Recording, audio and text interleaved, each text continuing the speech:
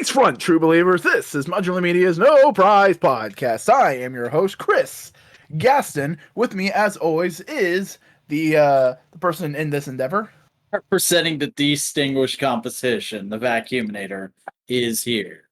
And in this show, we talk about Marvel movies, Marvel comics, Marvel merchandise, and more.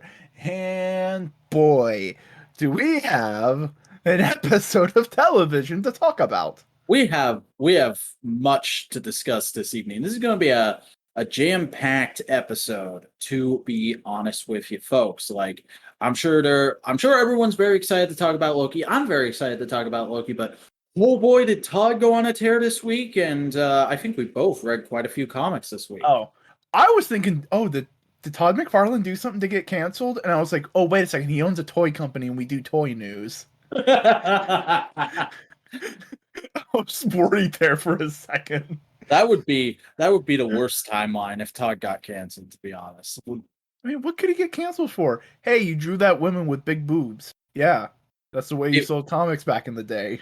I'm not saying it was right. I'm just saying it fucking sold. For the audio listeners, I looked at him like, well, what are you going to do? Yeah, I'm just saying, like... I just didn't know where to take that joke. Sorry. You take it right in the bin because it's trash. Do I need to make like our 5th trash taste reference in a row? No, because you already did. Cool. Great. I'm glad.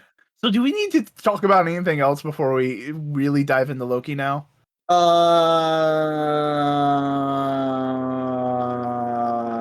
God, Black Widow.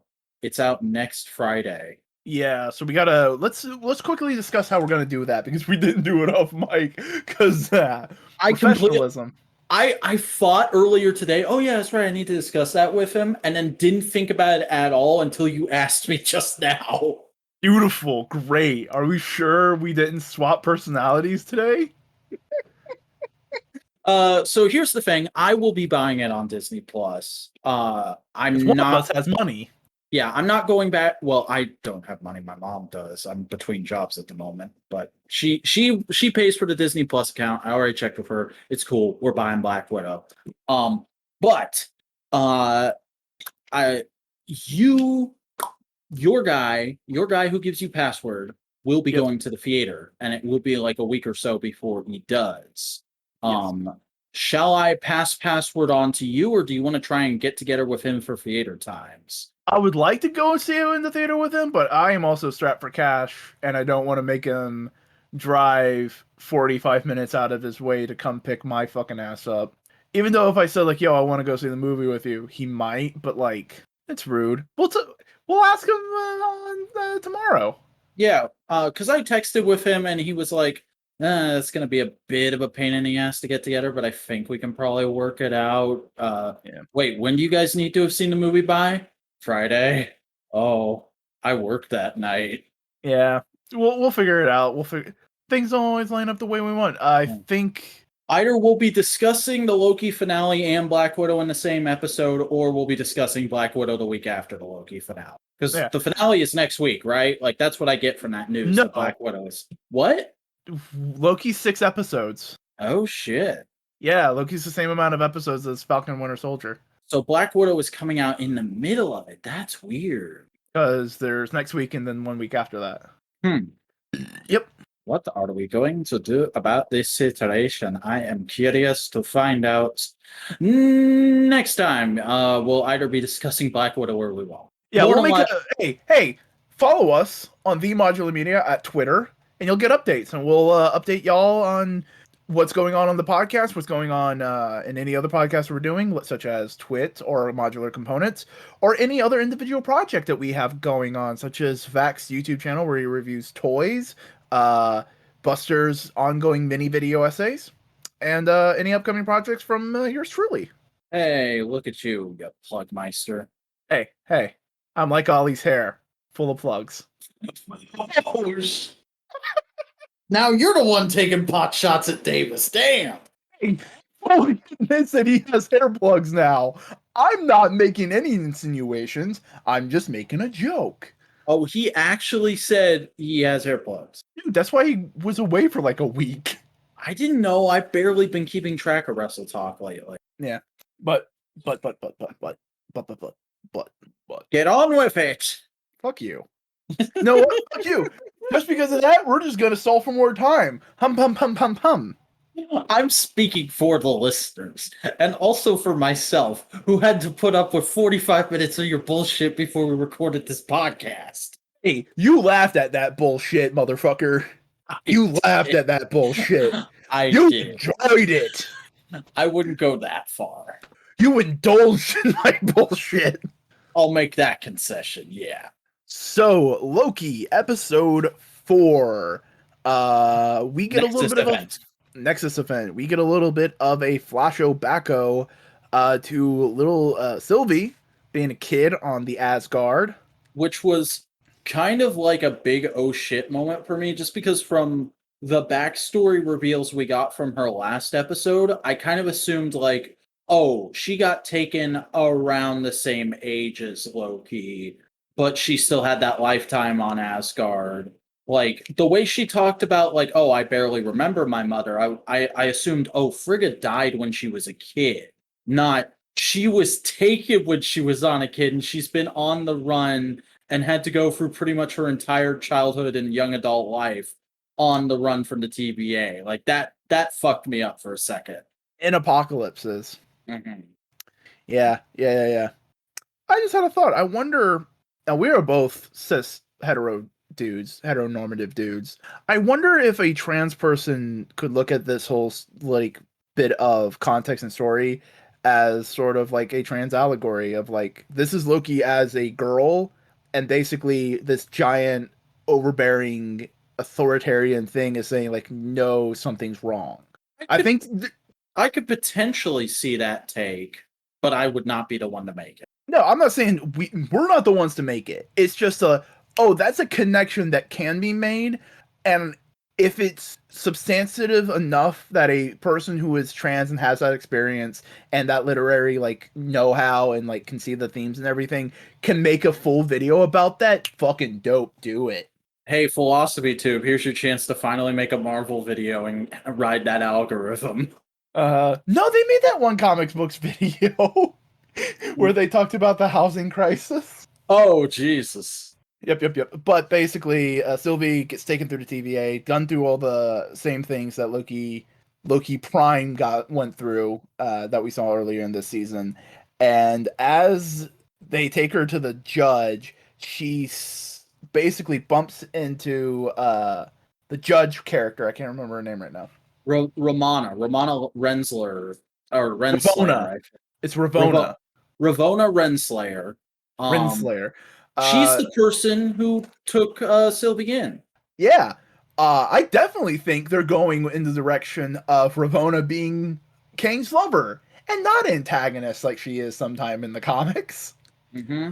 We'll get into that more later. But she still is one of the time iPads and goes like, all right, bitch, I'm running away. So she ran away. Has been running away from the TVA ever since. We then cut back to basically the end of the last episode, where we're on that moon. No, we're not there. We have a brief scene with Mobius and Renslayer, where basically Mobius goes like, "Hey, can I talk to the Minuteman girl who got messed with Sylvie?" He doesn't know she calls herself Sylvie. It's just like the variant. Can I talk to her? No, she dead. What? She dead. Yeah, we moved her. No, she was fine a minute ago. No, she died. She got really bad. That's unfortunate. Yeah, very unfortunate. Now get back to work. Go find Loki. Shut the fuck up. And then we cut back to the moon as Loki and Sylvie basically kind of go like, "All right, yeah, no, this whole situation's fucked up." As they kind of we're gonna hold hands and face the end of the world together. And them holding hands basically causes a big enough spike in the timeline that they're able to find them and pick them up and basically again Doctor Who connection. Yeah, remember Father's Day? What episode? What? Season 1, the episode where they get stuck in an alternate reality because Rose tries to save her dad. Yeah. With all the Cybermen ghosts. No, that's season 2. I'm talking about the season 1 where they're stuck in the church and there's all those interdimensional wraiths that are going to eat them because they fucked up the timeline. But basically, they find Loki and Sylvie, and they go like, "All right, cool, you're captured." And then Mobius starts interrogate. Basically, goes like, "All right, you lying son of a bitch. Uh, fucking go into timeout. Go into timeout. And then we Why get did? a fucking Blood Brothers reference. Oh, Remember? Because there's a flashback in that where Loki cuts off Sif's hair. mm-hmm. Uh, And and here we have Sif showing up and being like, "You motherfucker, you cut off my hair," over and over again. yep. Uh, all the while, Mobius and Renslayer are having like a little drink, and Mobius is going like, "Yo, I need to go back. Why so soon? Oh, it's just because I stole your time iPad, and I'm going to be doing some research illicitly without your knowledge because I think something's up. But I'm just tired. I want to go to sleep. Dude, we don't sleep though. But what if we did though?" All right, fuck it, fine, whatever. You solved the case. Good for you. Go have fun. And then the other Minuteman is outside Sylvie's door, and she's just kind of like asking questions too. And Mobius is going like, "Hey, is everything okay?" And she's going like, "Yeah, is everything okay with you? Yeah, everything good? Yeah." Both of them are not good. Mm-hmm. They are very ungood. They're good. They're good nab. Yeah. And Mobius basically says, "All right, Loki, you can get out timeout." I'm surprised they didn't make that joke in the show. And basically Loki goes like, "All right, fine. I'm just gonna fucking Loki it up for a few minutes and go like, all right, cool. I came to her with the idea forever ago. This is all my plan." And Mobius goes, "No, that's bullshit." And Loki goes like, "Yeah, it is." And Loki goes like, "No, it's not bullshit. I don't care about her." All right, cool, good. We killed her already. And Loki just immediately goes like, "Oh no, Oh, you I'm what? I'm the sad." Loki is the worst liar in the show. For the Prince of Lies, he is the worst liar in the show. I find it funny and hilarious. Is like he's becoming more hard on his sleeve, you know. Mm-hmm. And He's becoming more human, you could say. more human than human. Mhm. And Mobius goes like, "Bro, what? No, gross. You love her? She's you from another dimension. Oh, you narcissistic prick. The only person you can love is yourself? Gross. No, we didn't Meanwhile, kill her." I'm sitting there going like, "Yeah, brah, you get that cute little blonde lady, yeah." Oh, you and tiny blonde ladies. Uh huh. And Mobius goes like, "No, we haven't killed her yet, but now that we know she's important to you, we're gonna keep that in mind." All that kind of stuff. And Loki just basically goes like, "Bro, they're lying to you. The TV, all of you are variants. They wiped your memory. It's bullshit." And Mobius goes like, "Oh, that's a big lie, dude. Send them back in timeout." And Mobius goes like, "Oh shit, fuck, I gotta fucking find out. God damn it, Loki." Gotta gotta fact check him. Gotta go to Wikipedia. Gotta check the sources. Yep. All the while, the Minuteman woman, who's been kind of like the other major side character throughout this show, is like going like, "Fuck, something's fucked with my head." And she walks into Sylvie's interrogation chamber and goes like, "All right, you need to tell me what's going on. You need to, we need to have a discussion." And then we have the scene with Mobius and Renslayer where he steals the time iPad. I was wrong. By the way, the other Minuteman, her designation is B-15. Basically, we get cut back to the Minuteman and Sylvie. They're in front of Rock's cart where we were the other episode, and she basically goes like, "Yo, I can't make new memory. I can only use what's there." And the Minuteman woman goes like, "All right, can you show me again?" So Sylvie does, and she goes like, "Oh man, she was happy. This sucks. The TVA sucks." While Mobius is also uncovering this information. All the while, in several versions of the time loop, Loki basically like has three different character arcs. He gets beaten into good boyness. Like, there's a moment where he legitimately like has a come to Jesus moment with Sif of like, "Look, I thought it'd be funny. It wasn't. Is mean. I'm sorry. I The just truth wanted is, attention. because I'm terrified of being alone." And then this fucking version of Sif just pulls him up and goes, "You'll always be alone," and fucking walks off. But then, right after that happens, Mobius shows up, showing that he's not always going to be alone. Because he has a friend. A really good friend. Loki made a friend. Yeah. And then they walk out of the time loop, and then we see Renslayer going like, "Hey, yo, Mobius, you did a naughty." And Mobius decides to break all of our hearts, but going like, "Yo, you know that question you asked me earlier? If I could go anywhere, do anything, what I would do? I'd go back and see my family. I'd go back to be the person I was, because I bet he was happy. I bet he had a jet ski. I bet that jet ski made him happy." And then And they just fucking mook him. Mobius is dead. Fuck you. Which I loved. I thought it was a really brave choice. Because everybody's falling in love with Mobius. Owen Like, Wilson has done such a good job. dude, they gave you a perfect amount of time and all the little character beats to fall in love with this character in such a short amount of time, and then instantly go for the throat like that, killing him off, instantly making you believe in the stakes of the coming finale. It's like, oh shit, man. Yeah, Shit. very much so. Very much so. Very, very much so. And also, like, we also had an entire episode without him. So at this point in time, we were missing him. We were going like, oh man, Mobius. And we get a bunch of Mobius this episode. It's like, yeah, dude, sick. And then they just go like, nope, no more. At least in the moment. We'll get to that. Loki is terrified. He is like, oh shit, I lost my friend. Mm-hmm. That moment when he comes up next to, when Sylvie gets brought up next to him, and she's just like, "Are you okay?" And he can't even look at her in that moment. Yep, it's really good. And basically, Renslayer goes like, "All right, cool. Y'all are a bunch of fuckers. You're about to meet the time dudes." Yeah, we're taking you to Quintesson Court, bitch. Yeah.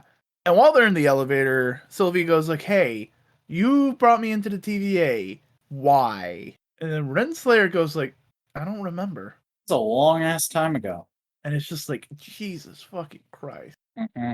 It simultaneously shows like the utter insignificance they feel towards people. This organization does. The thoughtlessness of their form of fascism. Yeah, it's bureaucratic. It's the kind of fascism that that's basically described. Oh, it was horrible, but the trains ran on time. Yeah, like, they're in Jim Shooter era Marvel.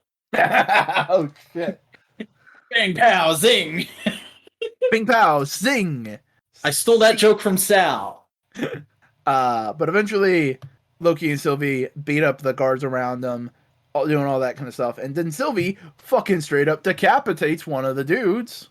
And it's in this exact moment that I realize, oh fuck, the Timekeepers are the Quintessons. They're literally the Quintessons from Transformers. Because, not just because we find out that they're robots, because yes, they're robots, but I prefer to think of them as animatronics. They're pretenders. They claim they made all this, but they're a fucking facade that just swooped in and took over something. Or they're something purposely placed there to be subterfuge. Mm-hmm. They're the Wizard of Oz. Because that's what the Quintessons are in most Transformers continuities, or they're retconned to be something like that at a later date. Well, the only exception I can think of is Energon, where the planet is destroyed and there's just one Quintesson left, and now Cyberverse, where the Quintessons are interdimensional conquerors. Yeah, it's a fair enough version of the Quintessons. Mm-hmm. So are the Quintessons and Transformers like, okay, have you seen that speculative sci-fi evolution thing? I can't remember what it's called. It's not Man After Man, it's a different one. I'll have to show it to you. But basically it's like there's an alien species that comes and meets humanity and goes like, look at you. Oh, you're trying to hurt us? Sweet, we're just gonna fuck you up genetically and turn you into like birds and like sponges, but you're still people. This is not familiar to me now. It is interesting, but it's also like weirdly macabre body horror. But it's not like, ooh, gross body horror. It's just more like, oh yeah, no, there's this new species that of humanity that are basically filter feeder sponge, but they remain conscious and sentient the entire time while they're sponge people. Mm-hmm. Yeah, it's fucked up. Good shit though. But as Loki and Sylvie are going like, oh shit, okay, the thing we thought was the problem isn't the problem. Timekeepers are nothing. What's going on? We need to figure out who's in control of the TVA.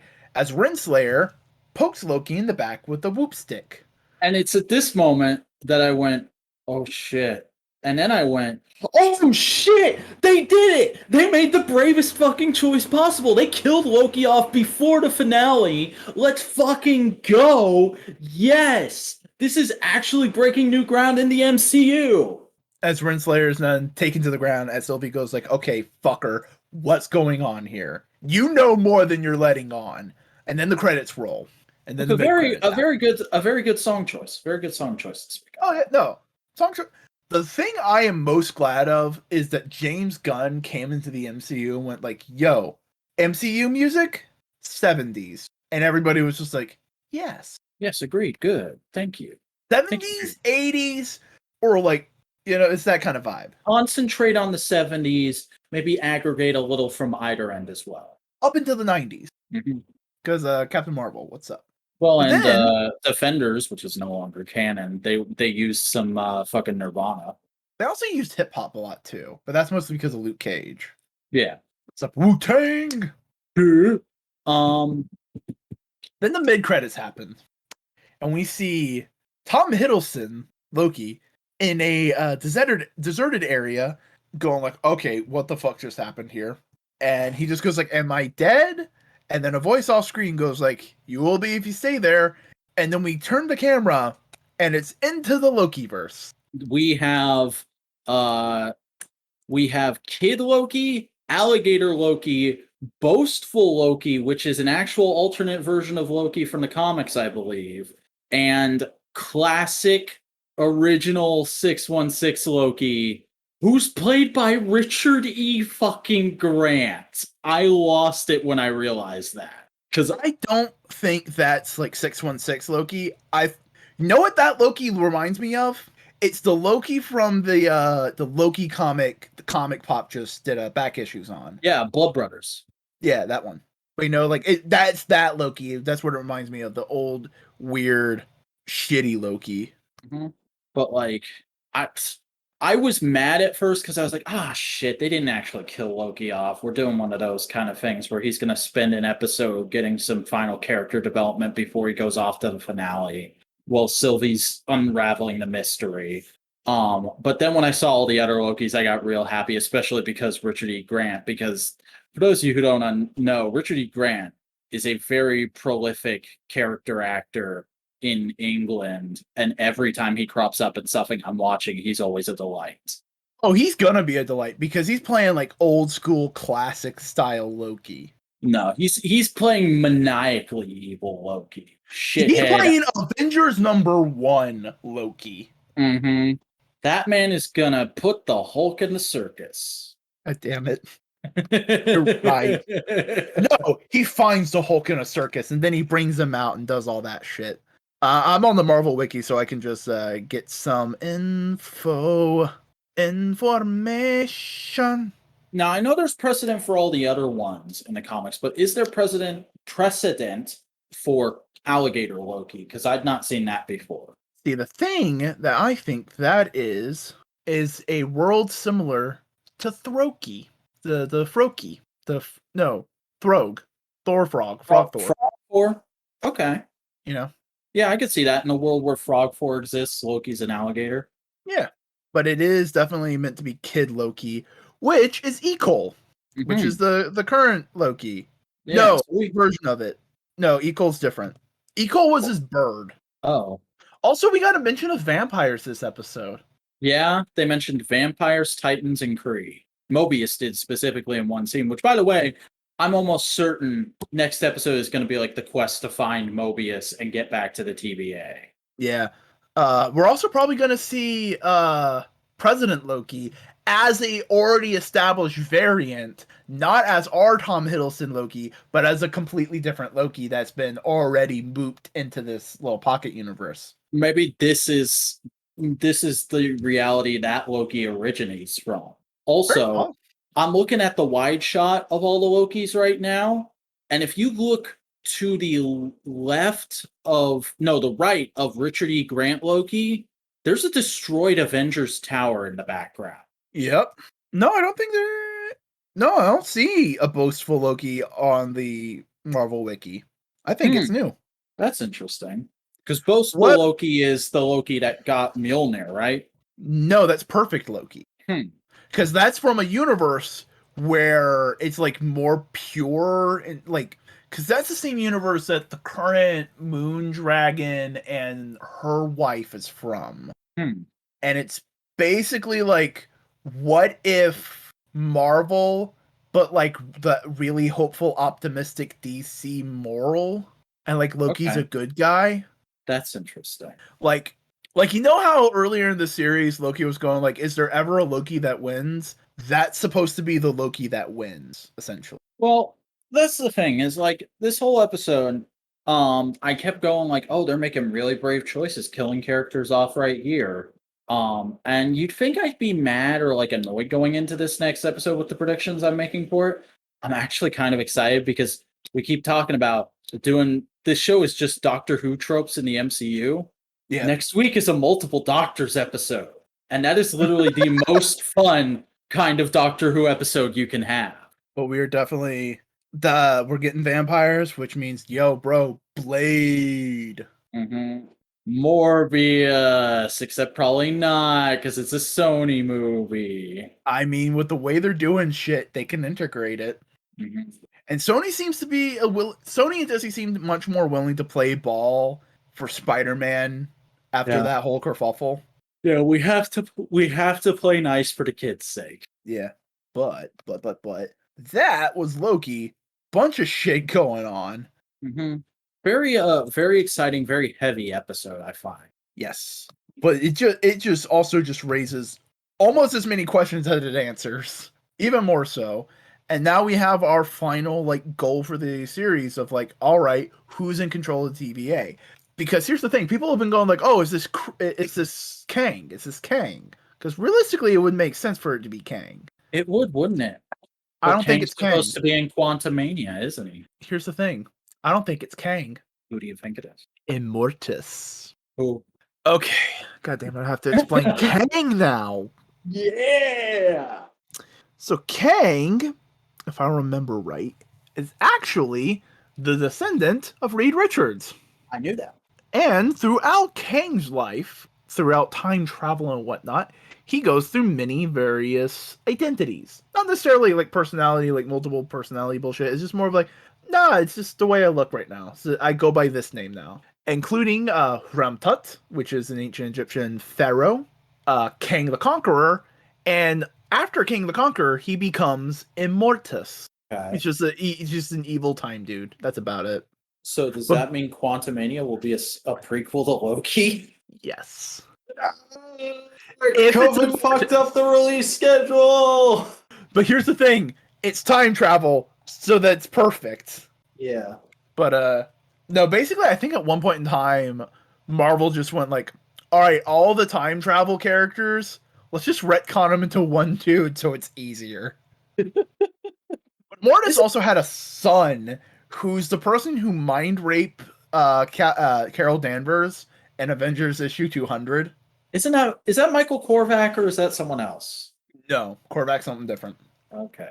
But I think it's Immortus. Because here's the thing, the dude who's playing Kang said, yo, I'm not in this. Why are you asking me about this? I'm not in this show. Well, because the character who is your character's wife is in this show, so obviously you must have some connection to this show, right?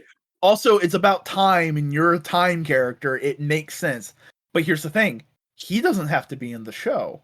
Because they can get a different actor to play Immortus. Or Immortus could be a big CGI. Yeah. No, Immortus looks more human than Kang does. Let me fucking Google Immortus then. He looks like a fucking dude. Oh god, that is ridiculous. But he looks like a dude. He does look like a dude. That's what makes me think like it can be him, because Renslayer is a part of it. She's married to Kang, but it's not Kang because he hasn't filmed anything for Marvel yet. Yeah. He could also be lying. Don't forget that. He could be lying, but like, this is also just a fun, neat Marvel thing they could do. And it would also add intrigue for people who have no fucking idea of like, who the fuck is this dude? Oh, by the way, this is a future form of Kang. That's Kang? Oh God, they're doing another Ant-Man movie. I don't. Oh, it ties into Loki. Okay. It ties into this thing that everybody's talking about and everybody's getting excited for. Yeah, sure. Sure. Let's do it. Yeah. So I know people who have looked at both Ant-Man movies and being like, "Ah, you can skip this," and then like 3 movies later go, "Oh shit, I shouldn't have skipped that. I shouldn't have told people to skip that." Oh, you mean the Ant-Man movie that leads directly into Endgame? Mm-hmm. Something I That saw on Twitter today was somebody going, how many variant rats have been eliminated by the timekeepers just because they didn't bring Scott Lang back?" I mean that also adds like a level of like it. It's not as much of a cosmic fuck up that the rat did the thing, you know. Mm-hmm. But it also adds like a level of fuck up of like why, you know. Well, it all had to happen exactly this way because we say so. Because Yeah. So Immortus we're says gonna. so. All right, fucker. We've talked about Loki. I don't know what's gonna happen next. We're gonna see more Lokis. At this point in time, It's hard to like guess what's gonna happen. Ne- Next week on Loki, the day of the Lokis. I say we're gonna see more Lokis. We're gonna meet up with Mobius. They're gonna go like, all right, cool, what's going down? And Sylvie's gonna get down to the bottom of this. They're gonna run across what is it, the Spirit Road from Dragon Ball? Da, da, da, da, da, da, da, da, da. Yeah. They're gonna run down that thing as Sylvie charges up the spirit bomb. And I'm pulling out all the Dragon Ball references I know right now. The Red Ribbon Army's gonna be there. Somebody's gonna have blue hair, and Loki's son is gonna come from the future. There, that's all the Dragon Ball references I have outside of this character's hot. I mean, no lie, Goku is kind of hot. Oh, he is a very handsome young man. Perfect himbo energy. No, like I can't genuinely predict where it's gonna go. The best I can say is they're gonna meet the bad guy, and the TVA is going to be reformed under Mobius. Ooh. Like I think, because here's the thing, Mobius genuinely believes in trying to predict the timeline, and I think that's a nice compromise between the idea, the pure determinism that Mobius was preaching in the beginning, and Loki's pure chaos of no, there should be some chaos, but like there should be people there to like help the people who get swept up in the chaos. Mm-hmm. And that's going to be Mobius's idea. He's going to be like, all right, cool. Timeline's a little bit more loose. It can be a little bit more free. But like, yo, what's up? Like I said, all the way back at the start, this might end up being the show that introduces the multiverse to MCU. Yeah. As time goes by, I'm getting more and more worried about how they're doing the multiverse because part of me is afraid that they're going to chicken out and say it's not the same multiverse. I think they already have, to be honest. No, it can't be. I know how you feel. It is Earth 1999. It's 199999. That's what it is. And Mara Jade is still canon. Don't compare this to that. Oh, that's exactly what it is, brother. No, because the comics are still canon supremacy. For how long? What's selling more? As long more? as they want to keep What's adapting selling shit, more? don't fucking do that. No. All right. I won't confront Okay. you with reality. I won't confront you with reality anymore this week. It's okay. Let's look at some toys. No question. Where did Sam Wilson Captain America start? Where did it start? That was in the comics, right? It was in the comics, right? Where are you going with this? What the fuck are you doing? Dude, comics are draft 1. You don't have any movies without any comics. Comics are I'm not arguing that. I'm arguing that I don't think they want the comics to be part of the movie's multiverse. It has to be. That's how every other multimedia franchise has done multiverse forever. That's how Marvel's been doing multiverse. That's how I'm pretty sure Gundam's done it to an extent. No, Gundam hasn't had crossovers like that. But that's how Teenage Mutant Ninja Turtles did it. That's and if true, Teenage Mutant Ninja Turtles can do it, MCU can fucking do it. I don't disagree. I'm just saying, like, I think the writing is on the wall that they might not be doing. I'm not even saying I'm sure that's not what they're doing. I'm just saying that's the vibe I'm picking up right now. They don't even have to go to 616 or touch it or anything. All they have to do is say, yo, we are actually part of the multiverse. We were just closed off to it for a bit because of the shenanigans in Loki, but we're Earth 199999. And over here's Earth 1610, and here's Earth 616, and just kind of go like, they don't have to show them, just go like, here's some major Earths that Marvel fans know of that you can just kind of throw out as Easter eggs. They are far enough way through the multiversal thread that we can never reach them. That's all you have to do, and say like each of these multiverses has little pocket multiverses around them, and that's the ones you kind of tend to interact with. Okay. That's the vibe I always get. All right, toy news. I'm waving the white flag on this argument, folks, because it's gone from funny to dumb.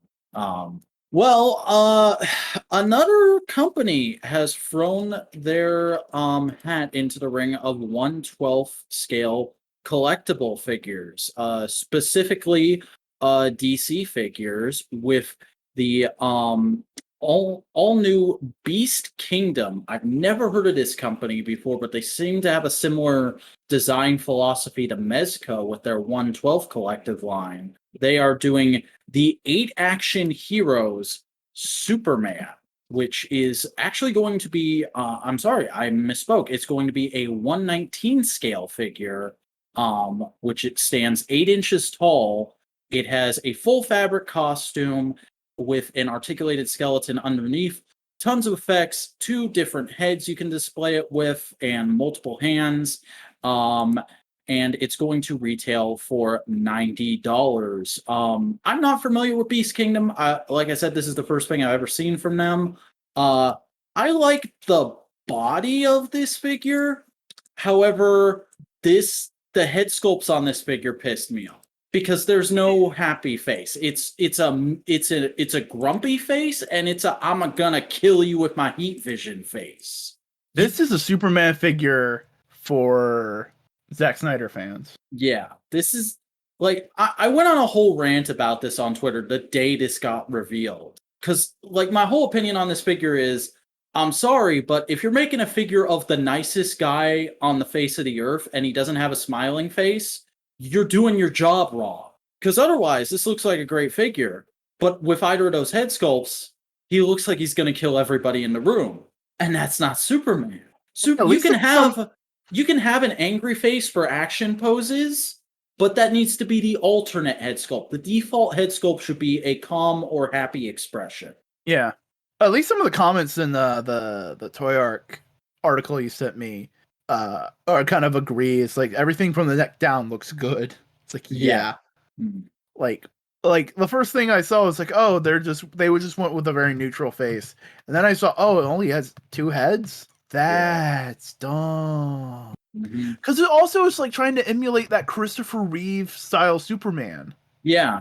And I mean, the accessories are cool. I like the idea of an angry heat vision face. I'm not against that. I like the idea of green chains you can have him pose like he's breaking out of. I would have thrown in a few more effects to represent some of his other powers. Like, how does no company do an effect for his freeze breath? How has no company done an effect for Superman's freeze breath yet? At least just give us a head of him going. Yeah. But I don't know. I want to like the figure, but I probably wouldn't get it anyway because it's too big to fit in with my other figures. So, meh.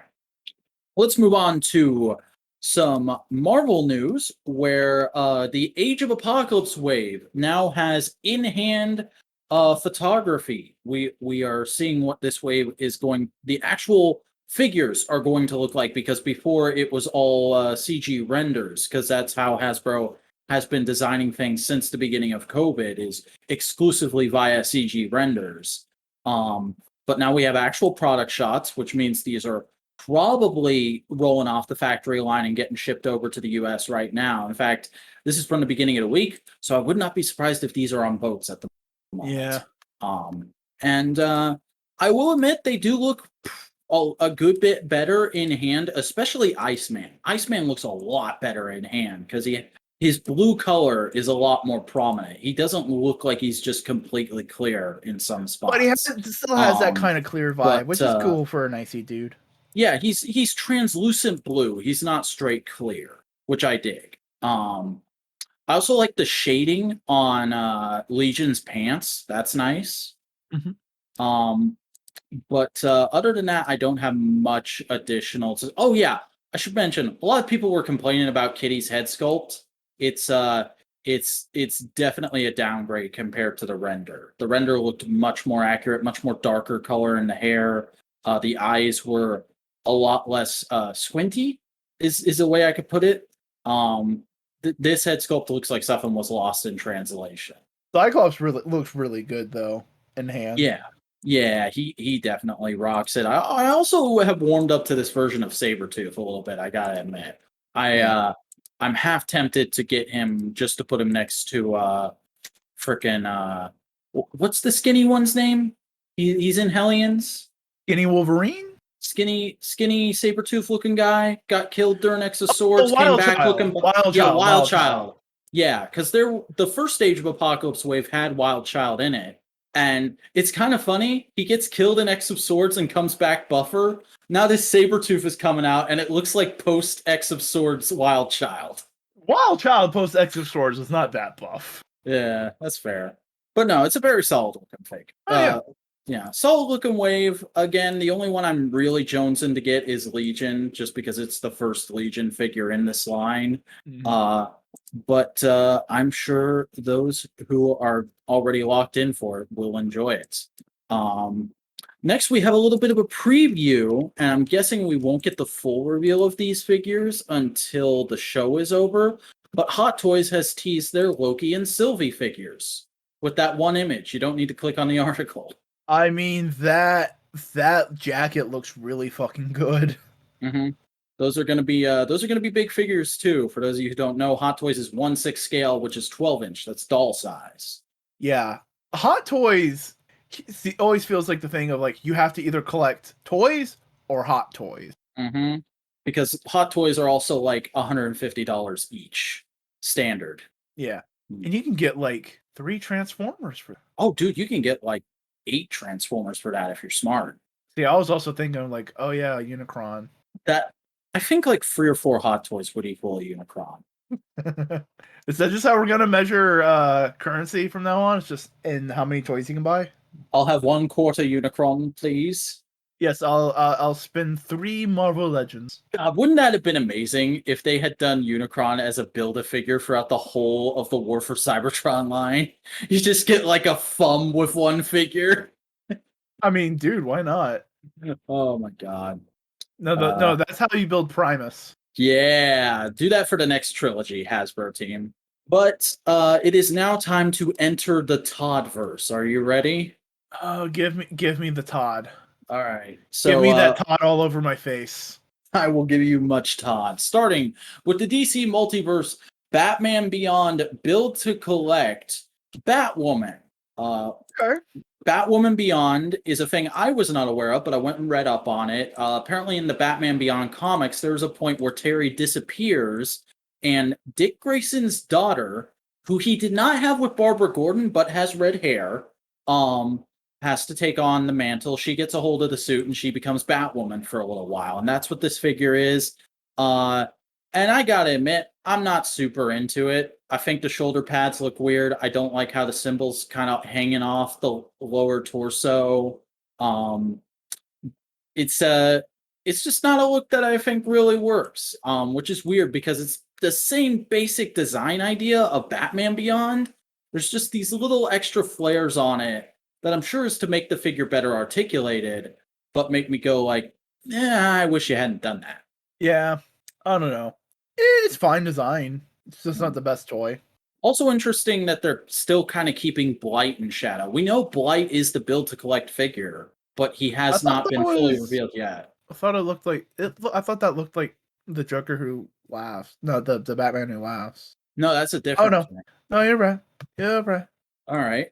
Well, moving on from that, we also have the DC Multiverse Demon Knight Etrigan and King Shazam. Oh shit, Etrigan's my boy.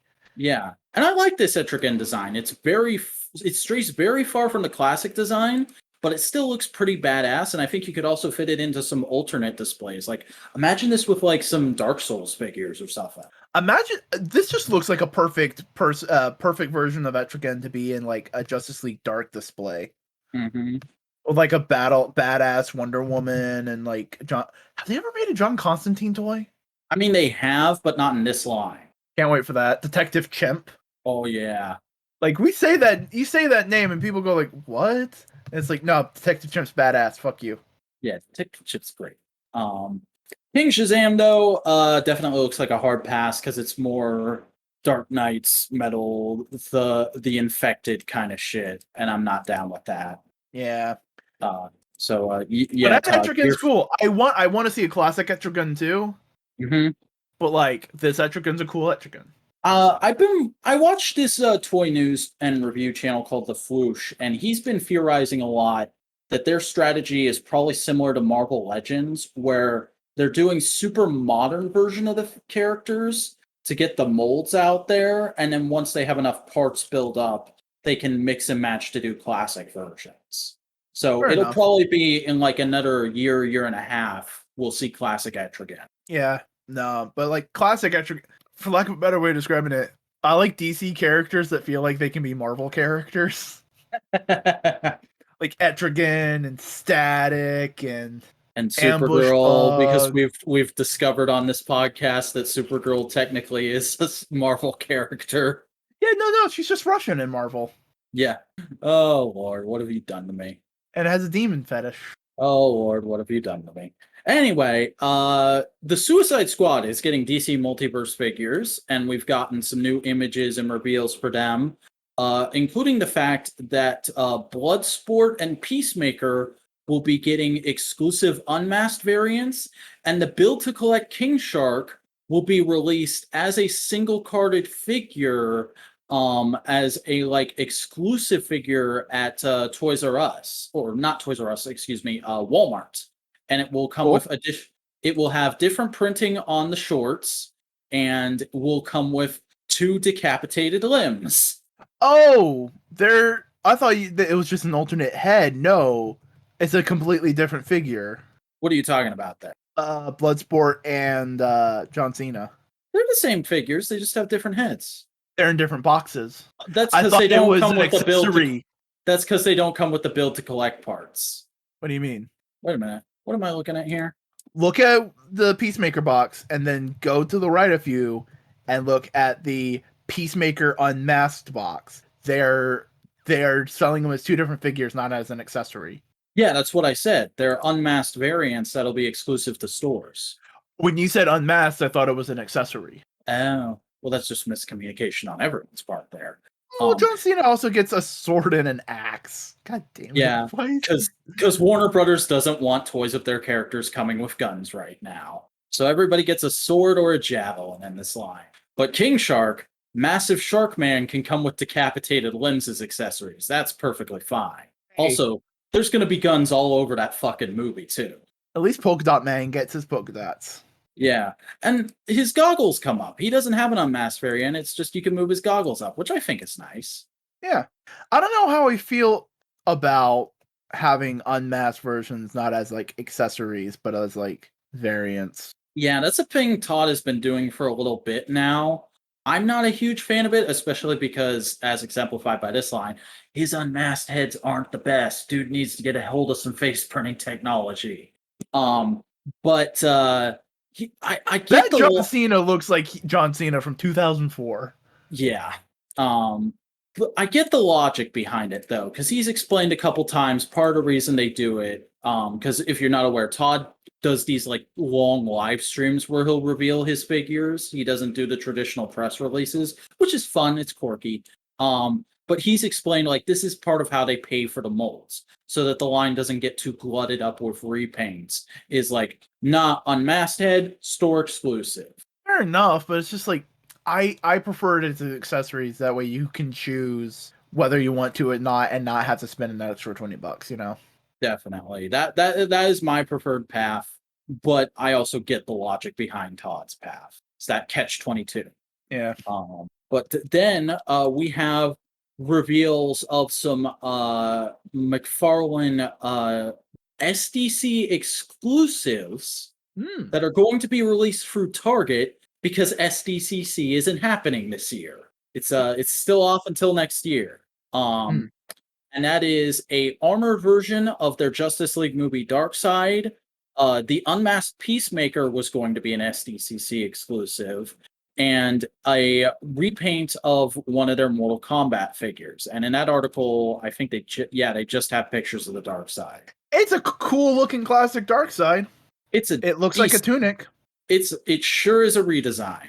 I'll give it that. Here's the thing: if I saw this Darkseid in like a comic, I'd go, you know what? They tried to update the classic Jack Kirby looking Darkseid, and they did an okay job. See, the only one that's ever made me do that. The color helps. That's what I'm saying. It's a nice color. I'll give it that. But the only one that's ever made me do that, and I'm looking it up right now to show you, is the Mezco Darkseid. Come on, get it for me. This is yeah, I saw that comment too.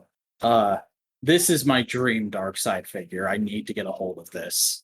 Oof. I want something in that style, but Doom. Like Doctor Doom? Like Doctor Doom. We may be seeing that soon with that Fantastic Four multi-pack they're doing. I know. But like imagine a Doom with like all the magic like effect parts, but like science Kirby Crackle parts and like swinging back to Hasbro and Marvel for a minute. Hasbro has revealed their Marvel Legends Hasbro PulseCon exclusives. If you're not aware, Hasbro PulseCon is an event that Hasbro did earlier this year as a replacement for Toy Fair. They're going to be doing another one in September as a replacement for SDCC. We'll be seeing a lot of news out of that, and also they're releasing some exclusives as part of it. First and foremost is the Marvel Legends Spider-Man Retro Collection Venom. And that's a good 90s cartoon Venom. It looks amazing.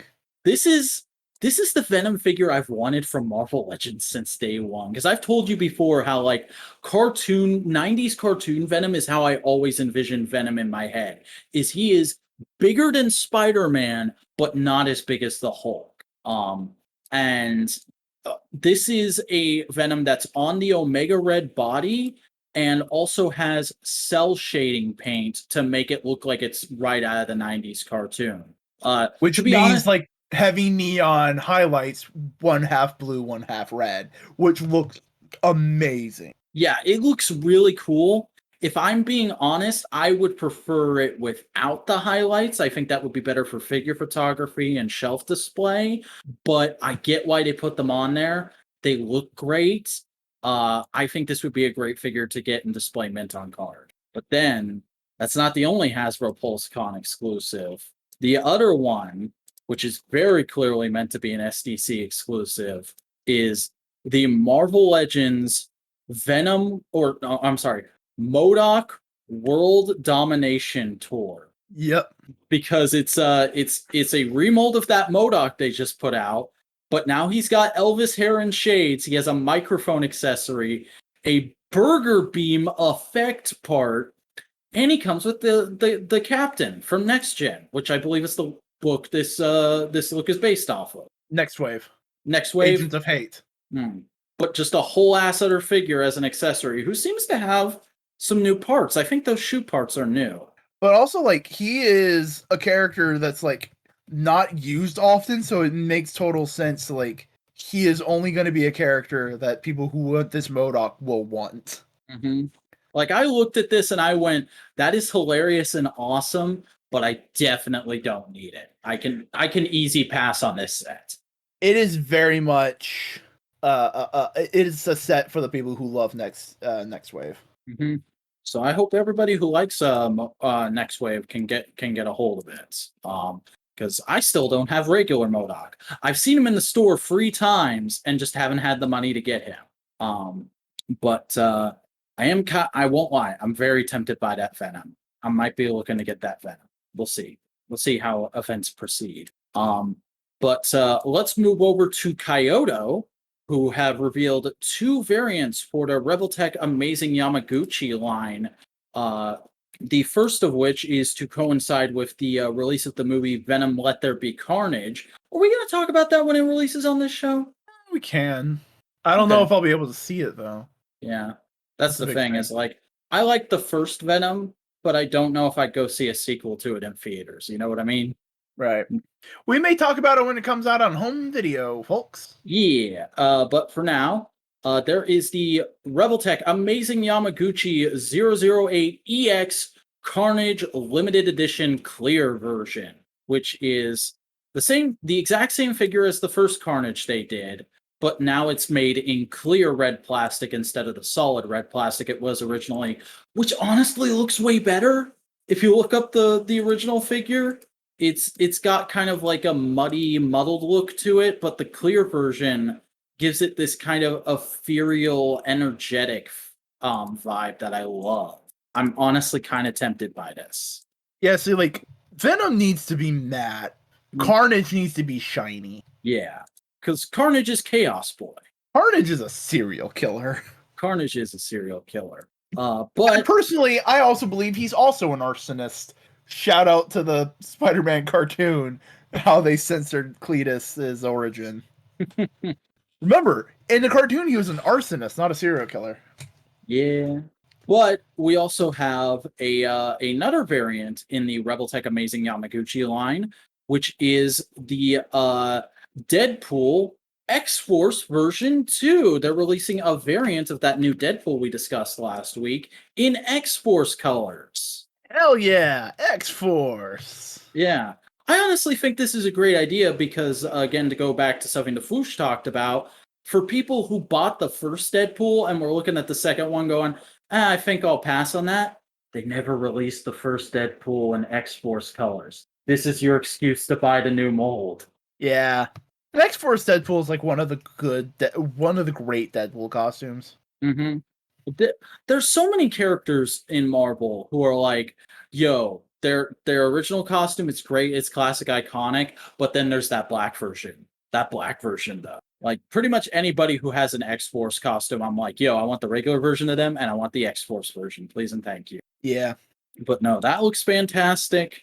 And now it's time to get into some spoiler territory. The next thing we're going to talk about contains spoilers for Spider-Man No Way Home via action figures. So if you don't want to be spoiled for Spider-Man No Way Home, skip to in the timeline. Boingo will put it in later.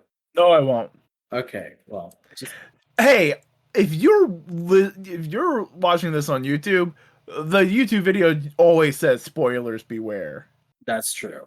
You have a constant spoiler warning. But we have 4 Marvel Legends reveals for Spider-Man No Way Home, as well as some other more kiddie toys. And they are J. Jonah Jameson, Doctor Strange, Spider-Man in an updated Iron Spider suit, and a new Spider-Man costume that is black and gold. And it has Miles fingers. Mm-hmm. Though those Miles fingers aren't there on the Funko Pop, so I wonder if that's a deco mistake on Hasbro's part. I don't know. Who knows? Yeah. And a bunch of toy-ass toys to be toys. Yeah, kids' toys. Not our adult collectibles that we've been discussing for the last 40 minutes. Are those the same pants as the classics, as the suit molds that they've been doing? Yeah, this is essentially the same suit mold with a new head. I think that jacket piece has been used before. I think so. I'm not entirely sure, but their suit mold is solid, and it's a really easy way to get this character out. Yeah, Spider-Man looks good. Mm-hmm. He looks a little more like Romita-esque. Which one? Like, I'm just looking at this picture of Spider-Man, and I'm just going like, yo, that has like that classic like post-it go, like Death of Gwen Stacy era of Spider-Man, like the slightly broader chest but still slim. You know, that kind of vibe. I also think this Doctor Strange. It's a lot of reuse from the figure that came out when his first movie hit, but there's an updated face sculpt, and I think those are new arms. I think he's got better articulation in the arms, and that's definitely a new torso overlay. I just realized because I was looking at a picture of the old figure. So yeah, some much needed updates to Doctor Strange, and very obviously, if he's getting a figure for this movie, the rumors are true. He's going to be a big part of the movie. Yep. Be interesting to see how that plays out. But that's all the news that's fit to print. So what do you want to do first? Do you want to do your current comics? Do you want to do my current comics? How many comics did you read this week? So let's just kind of figure that out. Well, that depends. Are we counting X-Men catch up? Well, here's the thing. I read a couple X-Men books. We're outside of the Hellfire Gala now, so there's no real like overarching thing, so we can do the X books wherever. So, do you want me to? I read 3 new comics this Wednesday, and then I went back and reread the back half of X of Swords because I found I couldn't remember it as well as I wanted to. And then I read 2 Aftermath issues. I read Hellions #7 and X Factor #5. Well, you've also been kind of guiding us through the toys, so why don't I take some comic first? And when you want to talk about some of the stuff you've read, just like yank it away from me. All right. So I read issue 1 of the United States of Captain America. I read that too. Okay, then just talk about it. What did you think of it? I was very concerned for the first few pages. I was very concerned it was going to be the kind of Captain America book I hate, which is when a writer just uses it to publish their Twitter timeline. Like all that narration from Steve, I was like, I get it, but this is a little too much for me. And then the other guy dressed as Captain America bursts through the window and it becomes a story. Yeah, it's very much just setting up the themes of like, what is America? What does the American dream mean when most people can't achieve that dream? And where does a symbol for that stand when most of the things he symbolizes can easily be turned around against him? And I like how they're playing into that of Cap and Sam going like, man, there's so many people who call themselves Captain America or some version of Captain America now. We might as well just make a fucking Captain America guidebook. Yeah.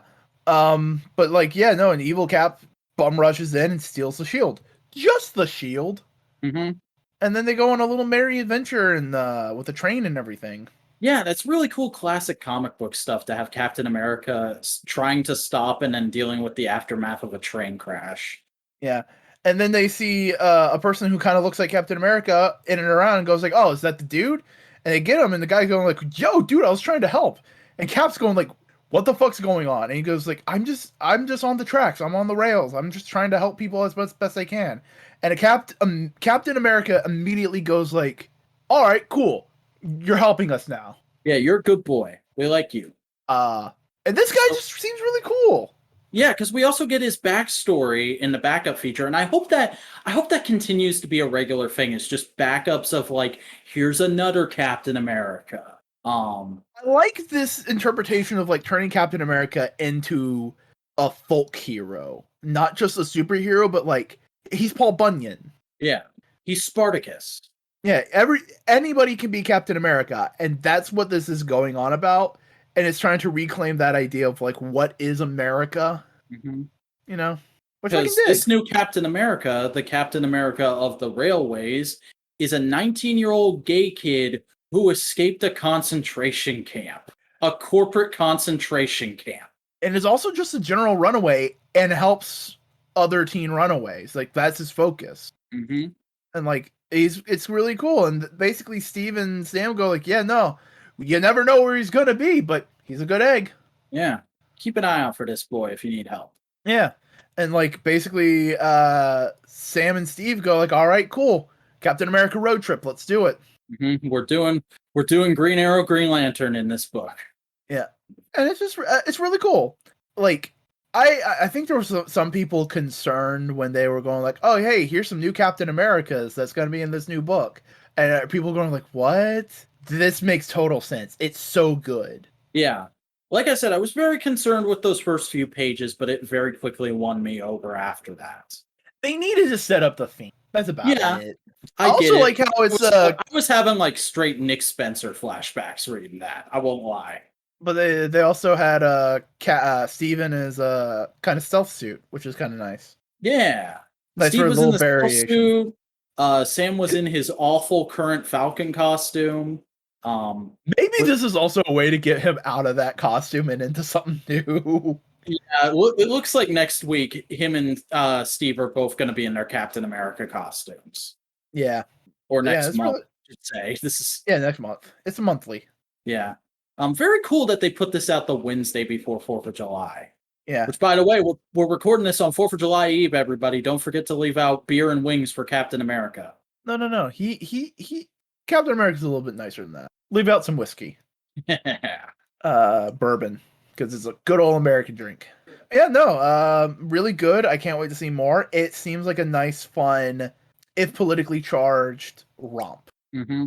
I then read Amazing, Giant Size Amazing Spider-Man, the Chameleon Conspiracy finale. I did not read this. Tell me all about it. Okay, so so I've been telling you about the Chameleon Conspiracy of like, oh, Peter Parker is doing an A thing, and Teresa Parker is dealing with Chameleon and the Finisher. Yeah. Okay, so essentially, Peter Parker saves his friend and the weird clairvoyance device. That's about it. There's a bunch of double turns there. Not a ton of important stuff. But the entire time on Teresa Parker's side, they've been hinting at, yo, you may not actually be a Parker. You may not actually be Oh. Peter Parker's sister. Oh. Which Sal from Comic Pop's been going on, yes, put the genie back in the bottle. And I'm going like, no, she's cool. Let Peter Parker have family other than Aunt May. And basically Chameleon and Finisher go on and go like, yo, here's kind of Chameleon's backstory and how we make a bunch of chameleons, which are just people who can disguise themselves as sleeper agents and do all that kind of stuff. And they go like, yo, double agents, and go like, yeah, no, you could have really been Peter Parker, the Parker's kids, or you could have been an orphan we found at one of these places, or you could have been the kid of some chameleons that took the place of the Parkers and just integrated that way. We can never be certain unless you like do a thing, unless you actually do so, like figure it out personally, like you have to burn the world down to get this information, and you will never be certain unless you do, kind of thing. Interesting. Basically, no, they're telling her you have to do this thing, you have to get the thing from the A plot and bring it here, and we'll tell you the information, that kind of stuff. And we get back to the Spider-Man A plot. They're doing superhero stuff. They're saving the day. Blah blah blah. And then we get a little scene with Teresa Parker and Peter Parker. They're on the rooftop, and Peter goes like, "Yo, you're a super secret spy. You know the secret places to send. You put this clairvoyant future telling device away so it doesn't hurt anybody." Basically, giving her the pass to figure out all the information she would ever want to know for certain. She hugs Peter Parker.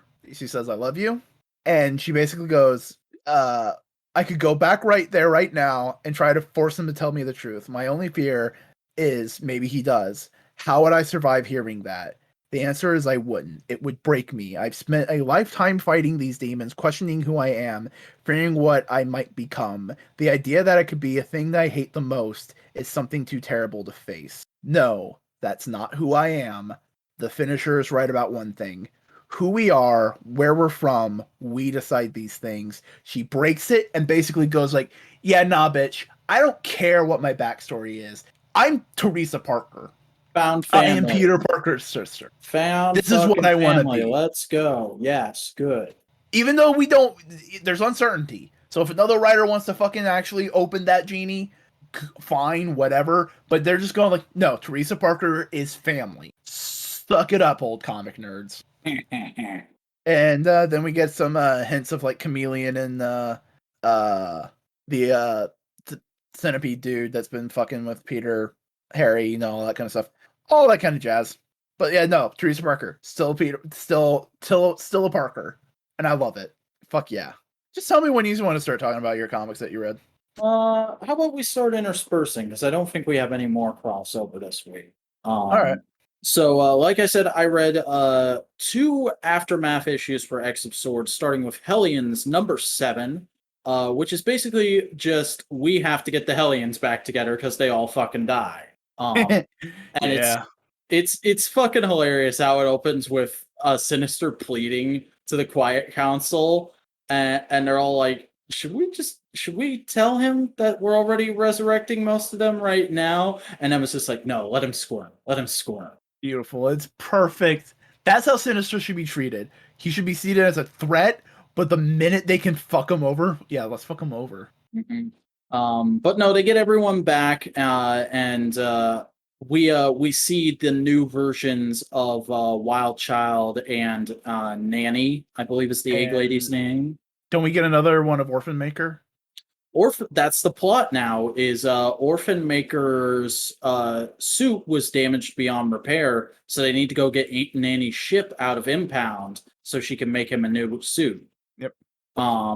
And it's just a bunch of setup for that, and it's also the reveal of why Kawan has been cooperating with Sinister so much, which is that he has her daughter's DNA, and he basically says, "Yo, be my bitch for a little while, and I'll bring your daughter back." Because remember, her daughter's human, not a mutant. That was going to be my question. I was like, why can't she just go to the five?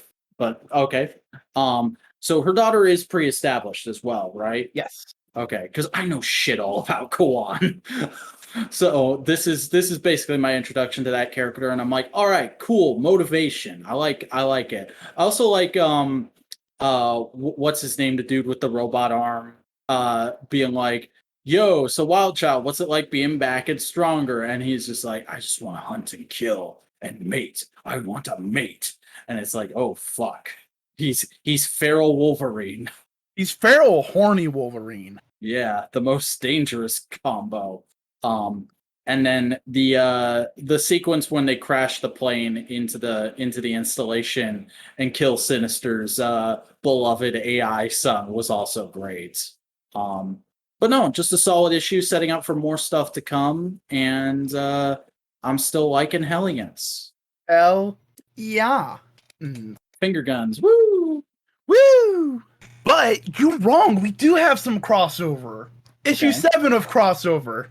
Hey, where are you reading that? Because I haven't seen it pop up on the website I use. Right there. I'm gonna bookmark this. That's the actual comic, so you need to go back and get the get all the issues. But no, issue 7 of crossover is kind of like a little short story in between the last major reveal and the next arc that they're going to be doing. And we open up on a burger joint, and you have this dude yelling at this man, going like, "Yo, Davey, what's wrong? Why'd you fuck up the burger?" And he's just like sad and pathetic, and he's just going like, "Oh, I fucked up the burger." And here's the thing: if you watch comic book interviews, you recognize this man already. This is a man you recognize. Oh, I'm sending you the page because if you watch comic book interviews, you'll recognize this man. very interested to see what you're implying here. Does that man not look familiar? Is that Tom King? No. Who the fuck is that? That's Chip Zdarsky. Oh my god. Guess who's writing this issue? Chip Zdarsky? Yeah. Guess who also shows up? Chip Zdarsky. Actual Chip Zdarsky. Okay, so here's the thing. This man is the writer, the real world person who is the writer of comic books, who goes by the pen name Chip Zdarsky. His real name is Steve Murray, and he is on the run basically because of the crossover event where all the superheroes come to the real world and fuck everything up.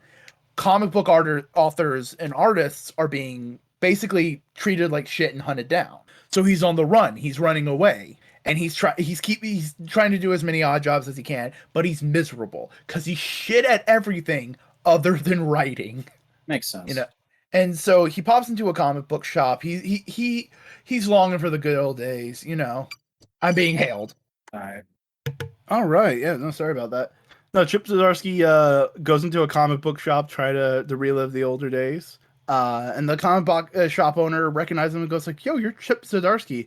So they go get a fucking beer, and he asks like, "Yo, what are you doing here?" And he goes like, "Well, I'm running away because I'm afraid. I also have a feeling that someone is chasing me, and I don't know who it could be." And he goes like, "Someone," and Chip Zdarsky then brings up, "Yo, all these fictional characters came into the real world. How many of those characters did we fuck over and would want to kill us?" Ooh. And he goes like, yeah, no. And like, and the guy just points out, but you wrote Howard the Duck. Do you think Howard the Duck is coming to kill you? And he goes like, no, or Jughead, or Star Lord. It's not who they are, and not John and Susie from Sex Criminals. And he just basically points out, goes like, and goes like, there's other characters who might want to kill me, and he's just getting paranoid. And then he sees the person he thinks is coming to try and kill him. It's going to take a second for it to load, but turns out it's Chip Zdarsky Oh, wow. because he put himself in the background of one of his books. Oh. And it's Chip Zdarsky, not Steve Murray. Oh. So he's the guy on Twitter who tells the jokes. He's the guy, he's the fun guy. And basically, he starts running away in the woods. And then. So this is Terry Bollea running from Hulk Hogan. Yeah. And then eventually, Chip Zdarsky tackles Steve. That's the way we're going to tell them apart. The fictional version is Chip Zdarsky. Steve is the real man. And he just goes like, bro, I'm trying to save you. And they basically have a conversation of like, yo, I'm like, you're me, but like confident and funny, and I'm a piece of shit. And Chip Zdarsky goes like, yeah, and I'm trying to help you. And he goes like, yo, I have no idea what's like. They're just have a conversation, and he goes like, I thought you might have want to kill me. What suicide identification? I don't fucking know. I'm not like Hickman smart. But basically, he goes like, yo, I think like something's up. You did this. You made me to protect you, and I'm real and incredibly hot. I don't know who's trying to kill you, but I tell you this: they'll have to go through me to do it. And we just have this beautiful image of like self-love and actualization of Chip Zdarsky spooning Steve. Whoa. Let's give it a second to load. Well, that's a heck of a thing. Then they're driving and they basically get ran over on the road because there's a dude there in a black suit. We don't see who it is or even like an idea of who it can be. But eventually, like Chip Zdarsky goes like, all right, Steve, you need to run. This is what I'm here to do. I'm here to protect you. So he goes to fight the dude in black, and he just looks up at him and goes like, well, fuck me. I mean, you don't have to, but it'd be nice before you. And then we just see a splash of red. Like Chip Zdarsky knows who this character is. I don't know. What if that joke was foreshadowing and it is Jonathan Hickman? I just had a thought. What if this is the Spider-Man from the What If he's writing? Ooh. Because that Spider-Man's killing people. I don't know, man. There's things you can do. And then Steve goes to a couple guys, and I can't remember who they are. They look so familiar, but they go to he goes to a couple comic book character detectives, and I don't know where they're from. They look so fucking familiar. This is Sam and Twitch? No, it's a man and a woman. I'm sending you the picture. That's the detectives from Powers. Oh, did he write Powers? No, that's Bendis's indie series. Oh, that's cool. Yeah. But yeah, no, he's getting their help to find out who killed Chip Zdarsky. So all in all, a very meta book. Yeah.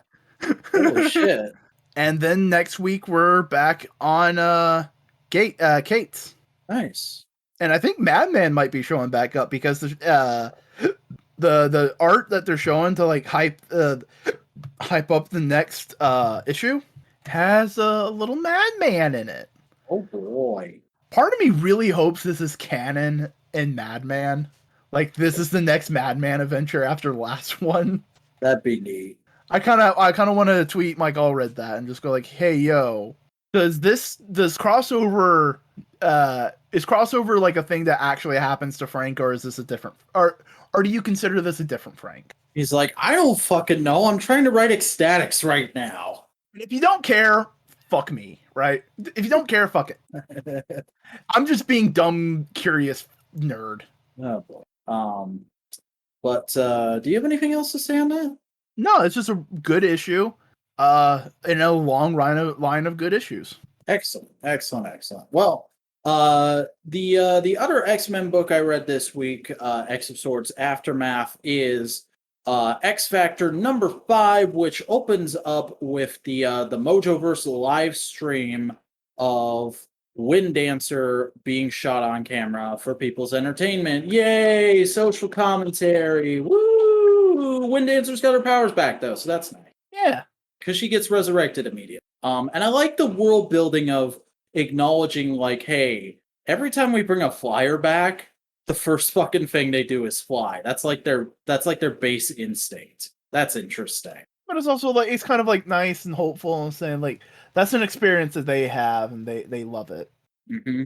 Also dealing with the new version of Rock Slide, trying to figure out who they are and discovering like, oh, their timeline literally starts when we tried to resurrect Rock Slide. This is a completely new person. Just cementing that idea. And then there's some stuff with Emma being like, yo, I feel like shit. I feel like I failed the kid because he was one of my students, which was a nice bit of acknowledgement for continuity that I wasn't aware of, but I'm sure made people who read that book feel happy. And then there's a big old party at the X Factor. I forget what they call their base. The Boneyard. There's a big party at the Boneyard. A bunch of characters hanging out and having fun. It's just good and wholesome. The entire back half of the issue. My favorite part is probably the moment when Dawkins is like, "So, my guy is just naturally nice. He's just nice." And Lorna's like, "Yeah, why wouldn't he be?" Well, I don't know. It's just all the rest of us have chips on our shoulders. And then she starts mocking him, like, oh, you're an old man saying you need to walk uphill both ways and have a chip on your shoulder and daddy issues to be an X-Man. It's fucking hilarious. Because, like, in real world time, yeah, Dawkins is that old. But in comic book time, he's like my age. Yeah, no, but he's talking like an old man. Mm-hmm. It's just a great little moment, which is the whole issue. It's a bunch of cute little character moments that are building towards more stuff in this book in the future, I'm sure. Yeah. So I read the new issue of Shang-Chi versus the Marvel Universe. I almost read that, but I didn't have time Wednesday. Oh, it's pretty good. It's just another little short adventure within the Marvel Universe in the new Shang-Chi status quo. Mm-hmm. Which is him and his Japanese half brother are going into like this super villain auction for a cosmic cube, and basically all like the minions are going like, "Yo, fuck you, Shang-Chi, you kicked my ass," and all the supervillains are going like, "Yes, but he's in control of this organization now. We must respect him," you know. And like his brother's going like, "Yo, here's how you deal with the villain party. Don't do all this, that kind of stuff, right?" And then we get to the auction for the Cosmic Cube, and like Shang-Chi's going like, "Shit, we don't have enough money," because the hand's really bringing up the price. And then Captain America pops in and goes like, "Nope, none of y'all get the Cosmic Cube." And we have this fun big fight scene with Captain America and Shang-Chi kind of working on the same side, but also kind of not. And it turns out they were. Him and Shang-Chi had a plan to just get the Cosmic Cube out of bad guys' hands. And then we have a scene of the brother picking up the Cosmic Cube after the fight and handing it to Captain America. And you go like, oh, sweet. His brother, even though part of the issue was kind of like going like, man, I'm not sure about this, was doing what his brother wants. And we get this whole big thing of like, his brother's arguing with Shang-Chi going like, yo, I'm okay with what you did. I'm not okay with the plan because you brought in Captain America. You did this whole thing without telling me. And he goes like, yeah, but you're also in love with the woman who was running the auction. I didn't want to put you in that position. And he goes like, yeah, but dude, let me in on this shit. And he's like, dude, I'm your brother. And Shang-Chi goes like, yeah, and I'm your commander. Showing that, oh, maybe Shang-Chi's getting a little darker edge. Who knows? But then we see Captain America on his ship, and he has like a couple bad guys in handcuffs. But then they slowly disappear like a hologram, and he goes like, "Fuck!" The brother used the Cosmic Cube to make me think I got him, and they all ran away. And now we have a person coming in, going like, "Yo, Weapon Society needs to be burned to the ground. I'm here to make you an offer." And next month we get Shang-Chi versus Wolverine. Sick. Well, I hope you're ready for my distinguishedness to take over the podcast for a good little bit here, because I read the Green Arrow 80th anniversary 100-page super spectacular this week. Is it an anthology or is it one story? It's a collection of short stories by various creators that have worked on Green Arrow in the past. which I had no idea this was coming out, so it was like a complete surprise and a very elated surprise for me this Wednesday because I fucking love Green Arrow. Okay? There's two characters that I was introduced to through Justice League Unlimited as a kid who have become two of my favorite characters in fiction and are a big part of why I consider myself to be a DC guy first, and that's Supergirl and Green Arrow. They were big reoccurring characters in Justice League Unlimited. So whenever we get good content for either of them, I'm like, yes, go, yes. Uh, and for those of you who are wondering, I'm not a big fan of the Arrowverse. Um, but this comic, I am a very big fan of because everything in it is extremely good. This is one of the few times I can say DC did a big special to mark a milestone, and it felt very special. Because the first tale we open up on is a throwback to Silver Age Green Arrow, the original version, which is Green Arrow and Speedy in The Disappearing Bandit, which is written by Morocco Tamaki and art by Javier Rodriguez, and it looks very stylish, very Silver Age esque. Like just look at this page here of classic Roy and Ollie with him in his friggin' bathrobe and Ollie in his fucking 60s Dick Grayson clothes. It's great. With the And it's rosy ass cheeks. And it's just a fun classic adventure of them going like, all right, this is a slippery ass motherfucker we're trying to catch. We need to pull out all the stops. So let's get all the trick arrows out. There's a fun splash page of a bunch of different trick arrows that point out what they all are. And Ollie's like, oh, I even invented a new arrow specifically for this mission. And after they catch the disappearing bandit, he breaks out of jail, and we get an after scene where Roy is like, say, Ollie, what was that new arrow supposed to do anyway? You never told me. And he's like, oh, it disappears. And we cut to a scene of the bandit trying to sell one of Green Arrow's arrows, being like, yo, we can figure out the Green Arrow secret identity with this to a mob boss. And they open the package with the arrow and it's disappeared. And they're like, oh, we're going to beat the shit out of this guy now. Yeah, nice.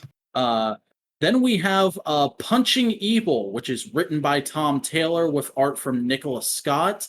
And it's a short story about Green Arrow's time training with Wildcat, which is one of my favorite things about Green Arrow, his interconnectedness with other Silver Age heroes, where he learns fighting from Wildcat, and he gets introduced to him through Black Canary. And this is very much just a retelling of that, where it starts with him showing up and being like, yo, I'm just doing this because I want to get in Dinah's pants. I'm not actually that interested. Can we just say I did the lesson and then go? And then Ted beats the shit out of him and is like, no, you need this. You fucking Yeah. need this. And then Batman walks out of the showers and is like, yo, Ted, I'll see you next week. And he's like, oh, Batman trains with you every week. He trains with me every week. I guess I better train with you then. And it's just a cute little thing of showing Ollie's progression as a fighter, showing like, just reminding everyone that, like, yeah, his thing is arrows, but he can also do hand-to-hand combat. He can handle himself in a fight. And then we get a fun little moment where a silver-aged villain breaks into the gym and kills Ted as a revenge for foiling him for years and years. And then we get the origin for the boxing glove arrow, which is literally just Ollie plucks a boxing glove off of Ted's corpse, attaches it to the end of an arrow, shoots it, takes out the villain, and then Ted gets up and he's like, oh, did he fucking mook me? Yeah, he mooked you. How are you still alive? I have 9 lives. That's my power. I think I'm on life 6 now. Oh, okay. I guess I have a new trick arrow now. The end. Yeah. It's cute. I like it. Then the one story I wasn't super into, Who Watches the Watchtower, which is written by Stephanie Phillips with art by Christopher Moonham. And it's basically just the Justice League leaves Ollie to keep an eye on the Watchtower and do monitor duty while they go do a mission on another planet. He's very annoyed about it. He thinks it's beneath him. And then the Watchtower gets attacked by aliens, and he has to fend them off using stuff from the Justice League trophy room. Nice. That's a fun little adventure story. Mm-hmm. Then we get what was the name of this again? Okay, there we go. Just the Usual Sort of Stuff, which is written and illustrated by Mike Grell, aka the guy who wrote the best Green Arrow run. The run that starts with the miniseries Longbow Hunters and then sold so well that DC just said, "Here, have an ongoing," and it went for like 40 fucking issues. Yeah, it's him coming back and just doing a simple little story of like, hey, remember what my Green Arrow was like? Yeah, here's Ollie coming home late at night to Sherwood Forest because he owned a flower shop in Seattle called Sherwood Forest, and taking off his clothes, getting into bed with Dinah, and she's like, "Yo, where were you?" And he's like, "Oh, I was just doing the usual sort of stuff, you know." And it flashes back to him taking out some sex traffickers who are bringing young ladies onto the docks with the help of his half sister Shadow, and they get the ladies to the police, and that's it. That's the end. It's just a quick little snapshot of what Mike Grell's era of Green Arrow was like, which really made me want to go back and reread Mike Grell's Green Arrow. That was When was that? that was like early 80s. It feels very much like 80s street level action movies. But then we move on to a what was this called? I'm trying to find the title page for it. Yes. The the Quiver and the Song, which is written by Ram the Fifth and written by Christopher Mitten, which is basically a story modeled after a classic poem of the same name, and is very much just like, here's little snapshots of Ollie's life and how it relates to his different loves and his different passions, and specifically how he kind of views the world, how he kind of tries to see the better in things and always look for the happy side of life. Because that's the thing people forget about Green Arrow. People specifically who may have made a certain live action show about Green Arrow. Green Arrow isn't a grim and gritty chip on his shoulder guy like Batman. He's a guy who got stranded on a desert island, had a tough time of it, but then was brought back to the real world and went, "Oh, I survived being on a desert island. And superheroes are a thing now. I bet I could be a superhero. I'm going to be a fucking superhero. That sounds awesome." And then he became an SJW, and that's Green Arrow. That's all Green Arrow is. And then we get a cute little editorial piece, which is Lessons in Friendship with Oliver Queen, which is just a bunch of like old panels from comics featuring Green Arrow of him being a jackass with like, "Hey, do the opposite of what's going on in this panel." And it's really cute and really fun because that's the thing about Ollie is he always has he's got the right idea, but he ain't quite got the spirit, you know? Right. He's always spouting SJW ideals, but in the most dickish Twitter core kind of way. Then we get a little flash forward story, which is about Connor Hawke. It takes place in the future of the DC universe, where Connor has just become the Green Arrow again after Oliver has mysteriously died. And it's basically like, yo, the legend will live on. Here's Connor Hawke saving a building full of hostages. And then we get It's his son, right? yeah, Connor Hawke is Oliver's Is he still son. around? I think so. I haven't seen him in anything in a long time, so I'm not sure. He might have gotten retconned out with the New 52 and then just nobody remembered to bring him back in with Rebirth. That's entirely possible. But we move on with that to Green Man and Autumn Sun, which is the origin of Roy Harper, told by Roy Harper over the phone to Leanne Harper as a bedtime story while he's out fighting crime. And it's just as adorable as you'd expect. Nice. I absolutely loved it. I if you don't know much about Roy Harper, I would recommend reading it as like a good way to get into him. Especially for the moment where he's talking about like, oh yeah, and there was a time when Autumn Sun, because that was, for those of you who don't know, Roy Harper grew up with Native Americans. He was adopted into a Native American tribe, and then they went, "Hey, we're having trouble raising this kid, rich white man. Could you take him on?" And Oliver Queen was like, "That'd be awesome. I needed a sidekick anyway." Love how DC and Marvel just handle sidekicks. Yeah. It's like in Marvel, it's like, no, sidekicks are dumb and dangerous. And then a bunch of teenagers go like, yeah, but fuck you, adults. I'm gonna be a superhero.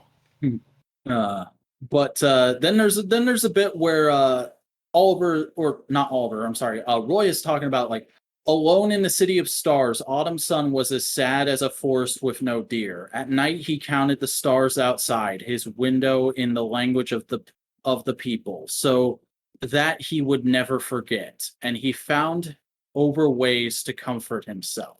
He found other ways to comfort himself, dangerous ways that, though maybe meant to wound Green Man, in the end wounded no one but himself. And then we cut to Leanne going to Ollie because Ollie is babysitting her. He took drugs. And Ollie goes, he told you that? Uh-huh. Daddy tells me everything. It's really cute representation of their relationship. Because I've always loved that about Roy, is like, he's been through some shit, but he has this daughter who he absolutely loves, and he does not try to shield from anything. He's like, no, I'm a superhero. You'll probably be a superhero one day. So I I'm might as also a well be little bit of honest. a fuck up. I might as well be honest with you about everything. Um, which Wasn't also she like leads an into, unofficial member of like the Titans or something? yeah, for a little bit. And then there's also the adorable ending line of Oliver saying, in that case, can we hear the one about the mysterious smiling assassin who found out she was about to have a kitten? And Roy just goes, absolutely not. What, does he not tell her about her mom? I think he's just not comfortable talking about it, but she probably knows about her mom. She's probably met her mom a few times. Because she's a villain. Yeah. But then we go into a short story where Oliver is trying to save a little meta girl from human traffickers, and finds out like, oh, she has the ability to control probability. She's basically domino. She can change things to work in her favor or in the favor of people that she's being held captive by. So she was kidnapped and is literally being pampered so that she will help these people win at gambling. And she's also terrified of them and terrified of people with powers besides her. She doesn't even really understand her own powers. She's a little girl, can't control her powers. And so she starts using them to summon all kinds of villains and side characters from Green Arrow's past, just bending the probability insanely to bring them in and have him fight them up briefly. And he basically goes like, as soon as he figures it out, he's like, no, I'm not going to fight them because these are good people. And you're just trying to protect yourself. And I get that, but I can help you more if you stop. And so she stops and he takes off his mask and he's like, my name is Oliver. My friends call me Ollie. Can we be friends? And she just goes, my name is Star. And that's the end of the story. Then there is Happy Anniversary, which is a story where it opens with Ollie pretending to have forgotten his and Dinah's wedding anniversary, and having to go off to the store to pick up ingredients for dinner that she is making. And then Slade Wilson kidnaps him. And she's like, that motherfucker didn't forget. He got himself kidnapped so I could kick Deathstroke's ass for our anniversary. That's very thoughtful, but very stupid. So she goes and rescues him. And then he's like, no, this was not your anniversary gift. I just got you tickets to that concert you wanted to go to. Oh, okay. Slade, what the fuck are you doing? I was hired to distract you guys. There's something going on downtown. All right, I guess this is our anniversary now. Let's go fight crime. It's cute. And then we get a return of the creative team from Green Arrow's Rebirth book, which is, I'm trying to find the credits. It's at the bottom of the story. Benjamin Percy and Otto Schmidt. Absolutely love Otto Schmidt's art, and I was introduced to it through this Green Arrow run, so it was cool to see him back. Which is basically just like a little snapshot of that time. It's very similar to the Mike Grell story, where it's just like yo, we're living in the trees in the woods outside Seattle, and Merlin's here and he's trying to kill us. We're gonna stop him real quick, and then we're gonna have a nice celebration in the trees, and it'll be a little cute, like, hey, remember this era of Green Arrow? Remember the last era of Green Arrow that we just got out of, and we're waiting for the next one to start right now? Neat. Yeah. Um, and then we get a throwback to the DC New 52 era of Green Arrow with the last Green Arrow story written by Jeff Lemire, which is basically Ollie, as an old man, goes back to the island and says, "Don't fucking come back to me," from the guy who drove the boat. Just drive it back. You know the notes. You know who needs to get them. Send my best to my sister, and come pick up my body in a month or two.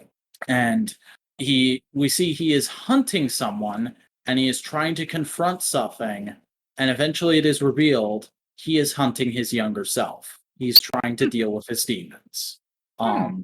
And it ends with him going out in a blaze of glory. It's very poignant. It's very cool. It's Very cool. that similar vibe of like Batman can never quit. He'll always be killed. Yeah.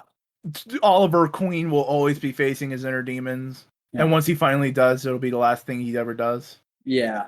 Could you say that it's the Green Arrow version of whatever happened to the Man of Tomorrow and whatever happened to the Cape Crusader? It can work in that sense. I don't know if it'll ever be looked at in that sense. I'm just trying to get like, because the way you described it just made me go like, oh, that's what it feels like. Because this is the last page of it, is literally just Ollie cremating himself in a fire while looking at himself and saying thank you. It's that kind of head trip. Yeah. And then we go right from that into something very silly and very fun, which is Oliver Queen's stupendous chili recipe finally revealed. This is an old reoccurring joke from Justice League books, and DC finally published the recipe. I wonder if it's any good. I'm highly tempted to make it. And from that, we go into a really nice, really poignant way to end it, which is a write-up from DC, Dave Leibowitz, talking about Denny O'Neil, and how important he was as a creator to Green Arrow's development as a character. And it ends with a wordless story written by Larry O'Neil, his son, which is basically a short form autobiography for Denny O'Neil. That is just heart wrenching. It's really beautiful. And I would highly recommend everybody read this 100-page 80th anniversary special just to see that. Because Denny O'Neil is an important guy, not just to the Green Arrow, not just to comics, not just to DC, but to comics as a whole. I don't know what. I'm pretty sure he did some things in Marvel. Like, they've been running that last page as a memorial ad for him in DC Comics for the last few weeks. Yeah, no, Batman, Green Lantern, Green Arrow, The Question, Iron Man, Amazing Spider-Man, Daredevil. Yeah, he's been all over stuff. So it was really nice to see that final acknowledgement. Like, hey, unfortunately, he passed away too soon to be involved in this, an 80th anniversary for a character he majorly shaped. So here's a memorial story for him to end it off. And it was really nice. It was really sweet. I enjoyed the whole special. It was really good. Now please, DC, give us a new Green Arrow ongoing. I'm ready for it. He wrote some Marvel stuff, but it was very sporadic. He's a DC guy. DC guy through and through. And if you wanna hear my my picks, I'm just saying, Tom Taylor didn't do too bad of a job with his story in this special. So we wanna do a new Green Arrow ongoing. Tom Taylor will be my top pick. All right. So, how many more books do you have? I have one more. Okay, so I have 1, 2, 3, 4, 5 books left. So you want me to do 3 and then we'll do 2 on my end? Sure, go for it. So I'll try and be brief. Beta Ray Bill, We get some nightmares with Bill reliving his past. But Scuttlebutt kind of like helps him out, and they go through the ship and getting flashbacks of like the time he fought Thor, when he got the surgery to turn him into a horseman, when he removed the bandages to see his face, and he broke a mirror because he felt ashamed at the way he looked now. His mother trying to comfort him and saying like, I don't care what you look like, you're my son, you're doing this to help all of us. And then when his planet got destroyed and all that kind of stuff, and then we get to the thing that's causing all the nightmares, and Beta Ray Bill chops it up. All the while, Scuttlebutt's been like the best fucking person helping him go like, yo, I've been with this through this all, but now I have like human emotion to actually help you with it, you know? And then they crash on this planet, and Beta Ray Bill sees the sword that he's looking for to regain his form and all that kind of stuff. And he goes like, all right, cool. I'm about to accomplish the goal. And then Scuttlebutt comes in and goes like, I'm sorry. And Beta goes like, sorry? What could you ever be sorry for? Back then, all those memories, I didn't know how to comfort you. I didn't know myself like I do now. That's not your fault. That's no one's fault. Your mom was right, you know. I can see inside you. You're radiant. And you never needed a hammer or a sword to prove it. And Beta just like takes her hands away from his face and just goes like, I wish I could believe that.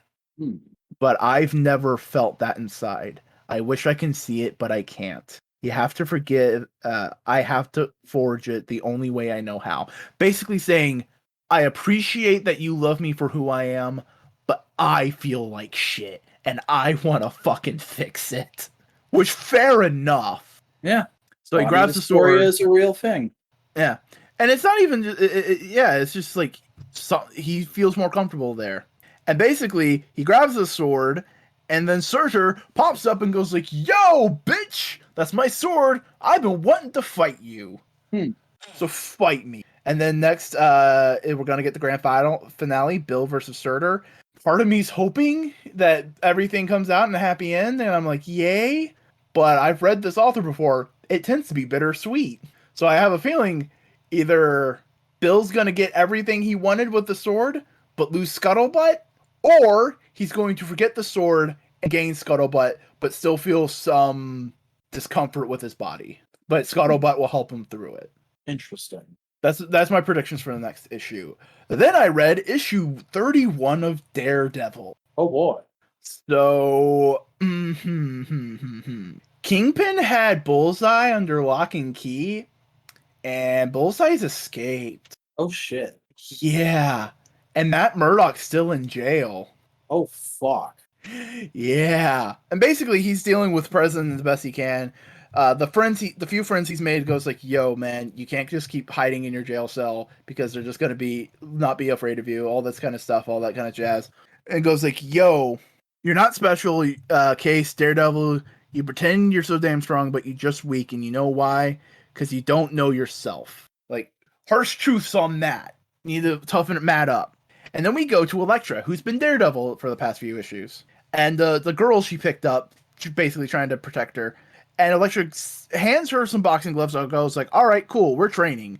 And she goes like, are you kidding me, you psychopath? I killed a person. I am not willing to this. Fuck you, you crazy bitch. Oh. And it's Elektra. She is a crazy bitch. Yeah, that's kind of her IP. Yep. And she just goes like, weakness, I'm tired of it. I can't control others, only myself and right now. I just want to punch someone.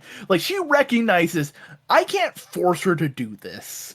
She can't do this right now, but it's pissing me off that I can't. And then we have a meeting with Mike Murdock. Do you remember Mike Murdock? Isn't that the Silver Age thing where Matt pretended to have a twin brother to fool people about his secret identity? And then there was an overly dramatic issue about Mike Murdock dying. Well, here's the thing. Mike Murdock is actually his brother now because of some weird magic shenanigans. So Matt Murdock is actually retconned into being a twin. There is a real twin brother now. Oh my gosh. Who is a shuckster, who's a con man, who has been dressing up as Matt Murdock ever since he's been in jail. And has what a just been bastard. pretending to be Matt, wheeling and dealing with criminals. What a bastard. basically going up to Hammerhead, going like, "Yo, you should be like the Kingpin," all that kind of stuff. And Uh, Look, it's simple, right? The DA's office is taking Izzy it's out. like, I got shit going on right now. All right, my daughter is dating some weirdo who lives with Spider-Man. No, Hammerhead. That's not Hammerhead who has that? No, that's not Hammerhead. Who is Hammerhead's it? a white dude with a flat head. His daughter's not Beetle? No, Who'd you say was Beetle's dad? Beetle's dad is. I can't remember his name. Hold on. I thought it was someone she's dating Robbie Robinson's son, and there was a whole thing where like, Yeah, no, that is a thing. It's not Hammerhead. why did I think it was Hammerhead? Hammerhead's an iconic Marvel gangster villain. Lonnie Lincoln, Tombstone. That's it. Here's a I know what Tombstone looks like. I have a figure of Tombstone. Yeah, he's Tombstone Hammerhead. Yeah. But Mike Murdoch's doing all that kind of stuff. Elektra's just running around, fucking things up, going like, "Where's Izzy?" And Kingpin's freaking out. I was like, "Where's fucking Bullseye? We lost him. This is shit."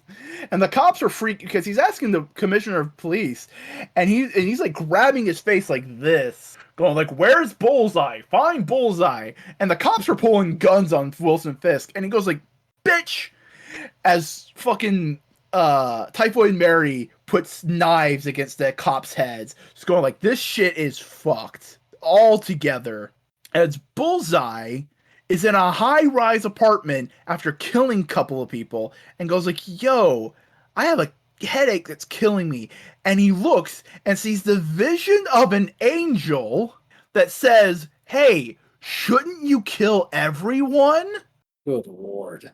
As Matt Murdock goes to the warden and then beats up the security and goes like, "Yo, I know you're trying to kill me. I'm not gonna let you do that whatsoever."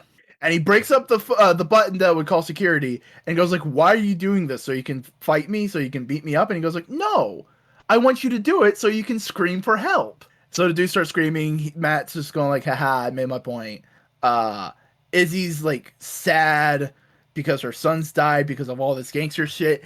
As we see a person getting knocked out by a sniper shot as Bullseye is in the high-rise apartment just killing people indiscriminately. Oh boy. That's not good. Yup. Let's talk about Cable. All right, what's Cable up to? Well, he's decided to bring back the old man. Okay. The old Cable. And see, the Five are already willing to do it, especially because one of the members of the Five is a future displaced daughter of the old Cable. Hmm. Okay, so they're going to and they're talking about it, and they're going like, "Yeah, but what will the helmet heads think?" Magneto and Xavier, and then Xavier Broad comes up and goes like, "Yo, we've already been brought to speed. We've approved it. We're bringing back old Cable."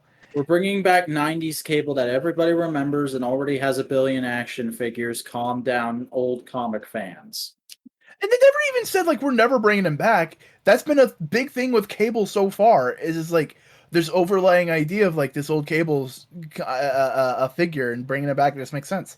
So Cable's talking to his mom, pa, and just going like, "Yo, it just made sense to do." When Sophie of the Stepford Cuckoos comes to their gate and she goes like, "Hey, I'm sorry to barge in." He goes like, "Sorry, a lot of things going on right now," and she just goes like, "Oh, this will only take a moment. We wanted to let you know that we're breaking up with you." Oh. Oh, bye. And then Cable just goes like, "They can't get any worse." As an old member of the Space Knights walks in and goes like, "Hey, yo, bro, I need your help." And he goes like, "God damn it, give me a minute. I have several things on my plate. Give me a minute." That really sucks. Him and the Cuckoos were cute. Hold on. So we get to the resurrection chamber. Old Cable comes out and is like, "All right, cool. You need me because I'm the old bastard and I know shit. All right, cool. Ready to go. Let's do this." And he looks at Charles Xavier and goes like, "Hello, Chuck. Back on Krakoa, huh? Been a while. You didn't remove." And he goes like, "Yo, you didn't remove the virus," because he's studying it. You know, he's doing psychic things with it. And he hugs his daughter in the most fucking wholesome ass shit. That's not what I wanted. That's what I wanted.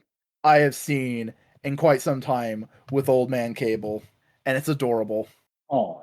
And Cable Just- basically goes like, "All right, cool. You brought me back. Now it's time to do my job." Body slide. He starts teleporting to his satellite, and young Cable goes like, "Yo, wait, motherfucker! I have been dealing with this for the past few months. You are not."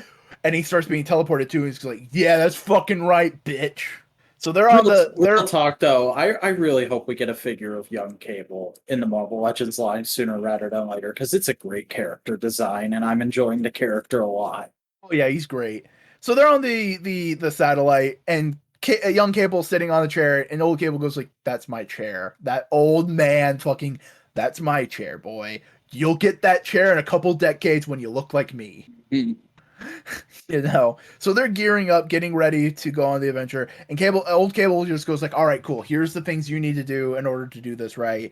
You need to get like recruits. You need to build the team, bud.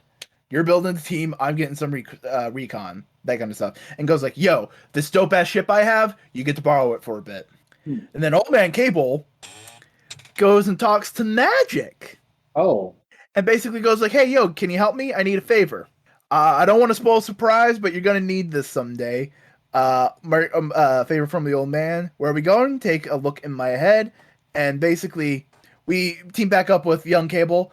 He's recruited Domino, of course, classic. He goes through New York. He picks up Deadpool. sick. And basically, Cable goes like, "Yo, I needed your help to teleport into this pocket dimension that Strife's been in as a headquarters. Once I'm done with Strife, like you can just absorb it into Limbo. You can just, it's yours. That's payment for helping me get here. You know, you can have it when we're done here. Thanks for the ride." And Magic just goes like, "All right, cool, happy hunting." And that's basically all. That's Magic just pops in, helps out a little bit. That's about it. That's cool. That's fine. I like Magic and Cable's relationship. How she's been like kind of like a surrogate big sister to young Cable. Yeah. So Cable comes back in and goes like, "Hey, yo, ma, dad, you ready? You want to do a quick mission?" And they go like, "Yeah, sure. Hey, Space Knight dude, can you stay here for a minute?" And he goes like, "I could just ask you to spare a few hours for me. I don't need the light of Galar for very long, but my final mission, my final purpose." And he goes like, "Hey, we'll be right back. Hold on to that thought." So we have Scott, Jean, Deadpool, Domino, and Cable all riding in a ship, and like Deadpool just goes like, "Why is nobody talking? Or are you just having a telepathic conversation? You know, a lot of people like to talk to me." And it turns out we roll up onto the house where the Stepford Cuckoos live. He knocks on the door as Simi walks out, who's been the main one he's been dating. She slaps him, and Deadpool goes like, "Ooh." Yeah, shit. And Cable just goes like, "Come with me. I know where the missing kids are. I know you want to find this out. We need to finish this fight." And she just goes like, "Why? You brought the old man back. You're just gonna go into the future and leave me behind." That's why she broke up with him. Because Oh, they're worried that because he brought the old man back, that he's going to leave. yeah. And he just goes like, "I'm not turning into the old man for a long time, but I got a hell of a war ahead of me, and I don't want to go into this fight without you." And then they kiss. Sick. And Deadpool just goes like, "Oh, it makes my mask so dusty. He's growing before my very eyes." That's great. That's really great that Deadpool is warming up to young Cable. And then they're about to go on the mission. The rest of the Summers family gets the call and goes like, "All right, cool, we're heading out." Meaning Cable's daughter, who's on the five, and Rachel Summers, and goes like, "All right, we didn't miss any fun yet." And then Deadpool's about to talk again, and then Jean goes like, "Go to sleep," and Deadpool just goes like, "Bitch, I'm immune to your telepathy," and then he gets knocked the fuck out, and he goes like, "I just use my telekinesis to cut the blood flow to his brain." Excellent. And Scott just goes like, "You know what's about to happen, right? Every kid grows up too fast, especially mutants in this family." Just basically going like, "Yeah, no, we're about to go fight a war, but Cable is getting responsible and he's doing the right thing." And then we see fucking Strife in front of a legion of demons about to enact his plan. The reason he was kidnapping babies is he was gonna use them to sacrifice to do some like demonic ritual. But since they saved half the babies, he cloned half the babies. So All right. yep. And then the last thing we see is Old Man Cable with the space sword about to fight Strife. And then we get and then it's the next issue, Hmm. which Alright. super fun cable issue. Just like Sounds this is what I like want for Cable. Fun, dumb time travel things. Side characters that are fucking horrible people, but fun to be around. This is family good. wholesomeness. For this Cable book, that's what you want, you know? Mhm. I'm looking forward to getting there because basically what my plan is at this point, because I reread X of Swords this week, I'm gonna try and get up to the Hellfire Gala by next week, and then go through the Hellfire Gala, and get up to current the week after that. Hell yeah. Let's do it. But the only other book I read this week was Power Rangers Unlimited Edge of Darkness #1. And I have been out of the loop on the Power Rangers books for a good long while. I kind of just dropped off after like the first issue or two of Necessary Evil. So I'm not exactly sure. It says this takes place after events in Power Rangers #8. So I'm not sure what that's referring to. But I just enjoyed this because it was exactly what it was advertised to be. Is it's a little short story starring the Phantom Ranger in the past of the Power Rangers universe. It takes place during the 10,000 years ago war. Um, and it's the story of how Rita Repulsa became Master Vile's daughter. Because Hmm. Rita Repulsa was not born Master Vile's daughter. She is not his biological daughter. She is the daughter of two Morphin Grid researchers, one of which fell to darkness and became a servant of Master Vile, and the other of which was the mother and went on the run with their child. Um, and this is the story of them being trapped on this planet, being tracked by Tengu warriors, and the Phantom Rangers showing up to save them and being like, yo, I'm a friend. Zordon sent me. I'm going to get you off this planet and we're going to get you to safety. And the mom's like, sick, but you got really effed up in that fight. So let's go somewhere where we can recharge you first. And so she takes him to what is basically a Halo ring for Power Rangers. I'm not sure if this had been pre-established, but it is a location that's new to me. It's called the Master Forge, and the Phantom Ranger elaborates that it's a space station and there are several of them placed throughout the universe in grid-sensitive places, therefore collecting Morphin Grid energy to be studied and potentially used to create future teams of Power Rangers. Hmm. And so she hooks him up to it. We get some more of her backstory established. She basically tells the Phantom Ranger about how things went down, that she went to be on the run, that her husband and her both had visions of the future. She saw a future where Rita was good. He saw a future where Rita was evil. And because of that, he fell to the dark side, essentially. And we also find out quite a bit about Dark Spectre. She says his mind was poisoned by Dark Spectre because Dark Spectre is a being from another universe that is trying to be manifested in this universe. And when that happens, it will mean the end of all things. He is entropy, looking for a hollowed vessel to inhabit. Guilty Gear? Kinda, yeah. And basically the reason she and Rita are being hunted by the armies of Master Vile and Dark Spectre is because they want to use Rita as the hollowed out vessel for Master Vile. Little baby Rita in this issue. And they repower the Phantom Ranger, but then the Tango Warriors catch up to them, so they have to fight them off again. And he comes up with, during the fight, a plan to, hey, if I got stronger when you charged me up with the energy from the Master Forge, I'm essentially overflowing with energy right now. What if we do that to Rita so there's no room for Master Vile to put Dark Spectre into her? And so he's essentially fighting off the Tango Warriors while Rita's mom is trying to get that set up and make it happen. And he does it. They do it right as Master Vile himself arrives and Rita's mom is killed, and they try to put Master Vile. I keep saying Master Vile when I mean Dark Spectre. They try to put Dark Spectre into her body, and they basically go like, "Oh, she's useless to us now." And Master Vile goes, "No, I think she could be a great princess of evil at some point."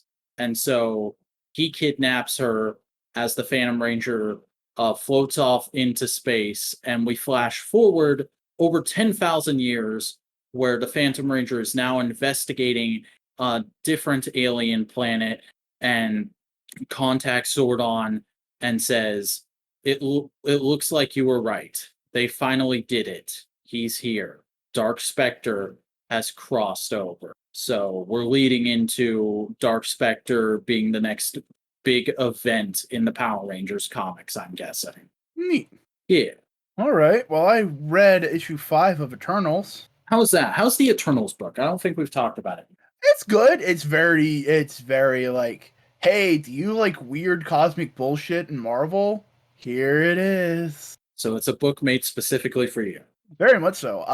Basically, we have Cersei laying a trap for the Forgotten One, aka Gilgamesh, so they can interrogate him about a previous time he broke their resurrection machine, and they're just trying to get some information out of him, and maybe they think he might have done it. All the while, Thanos and I can't remember his name, the Weasel Eternal who like does bullshit. They're talking and going like, "Yo, are we teaming up? What are we doing? How are we working this out?" And Thanos goes like, "Yo, I don't know exactly what's going on, but I know I died and I'm back. Repairs were made. Last memory I have is falling into a black hole." And they go like, "Oh, Guardians of the Galaxy issue number 6," and goes like, "Yo, but I'm back. I'm Thanos." And he goes like, "Yo, I have had Mephisto at my side. You are beneath me." And like the caption goes like, "Druig is offended. He wants to say Thanos grew up in the eternal equivalent of a shack in a stinky swamp, and he should know his place." Even though I think it's confirmed that Titan's actually better than Earth Eternals. Interesting. Because they didn't have, maybe, I don't know. But then we have Cersei, Icarus, Thena, all interrogating the Forgotten One. He's basically going like, "Y'all motherfuckers, but I didn't do it. Okay, I didn't do it. I've done it before, but I did it a different way. This is how I do it." All this kind of stuff. And they basically go like, "All right, cool. We have reason to like. We don't have a reason to distrust what he says, but we don't have a reason to absolutely trust. So you're on a short lease. Help us figure this out." And he goes like, "All right, cool, fine. I'm down with that. Because either way, I can kill you if you guys fuck up." That kind of thing. And then we have they're talking to Festus, who's in the forge and does all that kind of stuff. And we have a little scene with Pixie and the boy they're trying to save. And as they're going through the machine, the Forgotten One just goes up and goes like, "Yo, this is how I broke it the first time. Any scientist worth their salt would have seen it and known how to fix it and fix it already. It's just been festering here. That's why everything's going all weird. It's just gotten worse because it hasn't been fixed." And all the Eternals just realize, wait a second, Festus did a complete search. He's thorough enough that he would have seen this. Festus left this on purpose. As he's walking out of the forge after like it's radiating massive amounts of energy. And he goes like, "Machine cut communications. And Thanos, are you there?" Yes. This dude's teaming up with Thanos. There's someone in the exclusion that he's basically like, "They found out, you need to go deal with them," as the forge blows up. And like the caption goes like, "I said earlier that Festus is the hammer and the forge. He is the one who makes things go, but it seems he also is the thing that makes things stop. Festus is one more thing." And then we see Festus talking. I am just destroying the Eternals. I am not destroying Earth." Like he sees the Eternals as a flawed thing in Earth, and they need to be get rid of. And he thinks Earth will be fine. And then the captions goes, "Festus is wrong." And it's just like, okay, it is pure cosmic gods and bullshit. It's fantastic. It's interesting. It's great dialogue, all that kind of stuff. But also the caption boxes, I did a bad job describing them. The entire time are very like modern dialogue, very Marvel MCU quippy, kind of like when it said, "Oh yeah, Guardians of the Galaxy #6." What the caption said is, "My programming is telling me that I need to say the phrase Guardians of the Galaxy 2019 #6, and I have no idea why." Oh, Because it's a caption box telling you to find out where the information is. But in universe, he doesn't know why. The computer's just going crazy. excellent. And so we get to the final chapter of the Hellfire Gala, X Factor #10. Oh boy. And we see the whole crew getting ready to go. We see North Star getting dressed. We see Akihiro getting ready. Everybody's just getting ready. iBoy's just skateboarding around, just getting ready and all that kind of stuff. And Polaris just goes like, "Trevor, we're naked, and why aren't you getting ready?" And like, pure older sister, go get dressed, mister. All right, geez. And then we see them all getting ready to go through the gate as iBoy is like just zipping up his pants, walking in with one shoe to the gate kind of thing. So he's just getting ready. They walk through the gate, and all the crew just like is doing their thing, all that kind of stuff. And then Prodigy goes like, "Hey, yo, I need to get a thing. I'll be right back." And North Star goes like, "Yo, dude, I'm a speedster. I can go be back in just 1 second." It's like, "Yeah, no, don't worry about it. I'll go get it." Okay. And so Prodigy goes back to the boneyard and does his thing. As the whole crew is just mingling around and doing all their kind of stuff. And like North Star's being older brother, just going like, "Take this to Akihiro." And he's just going like, "What is this?" "It's a cell phone.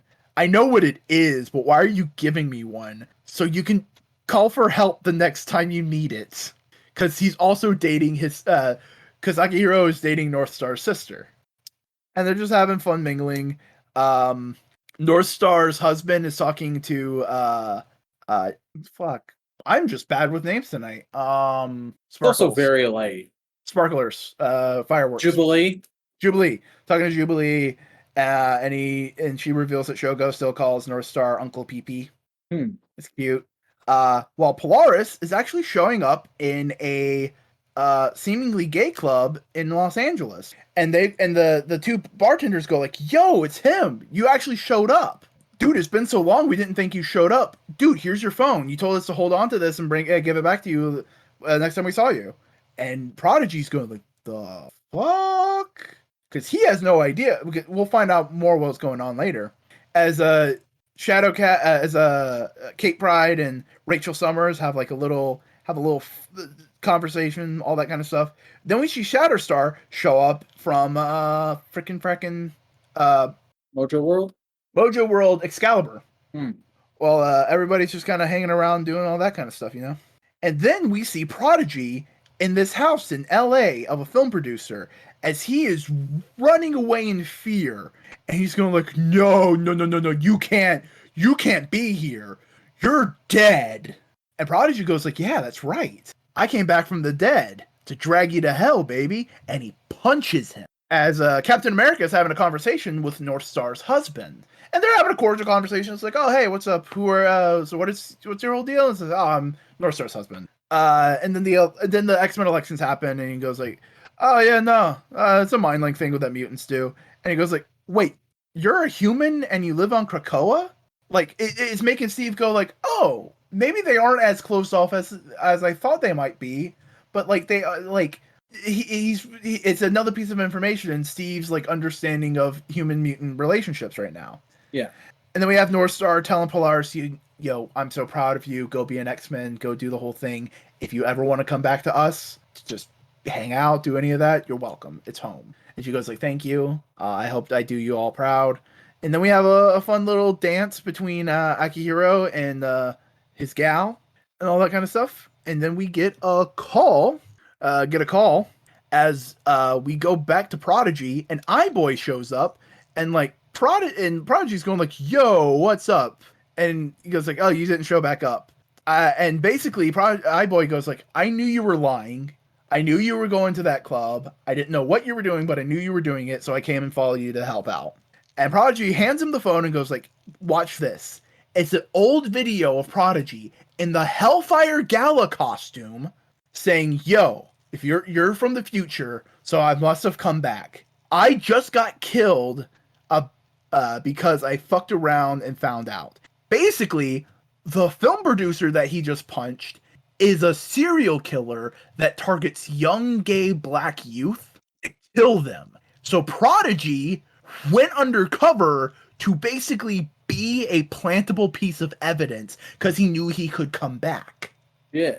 And the Hellfire Gala costume was fucking delivered to him from himself in the past to trigger the memory to basically go like, yo, here's all the information, go figure it out.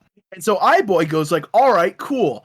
Let me help you out a bit. So he does some Naruto hand signs and brings out like a couple fucking eye portals and shines a fucking beam at the dude and like breaks his bones. All right. That's a thing iBoy can do now. And Prodigy just goes like, yo, the fuck. And then the rest of X Factor shows up to help him out. While Akihiro and, I can't remember her name right now, Aurora, are just flirting the fuck up. And she basically goes like, yo, there'll be a trial. You're going to be doing all that kind of stuff.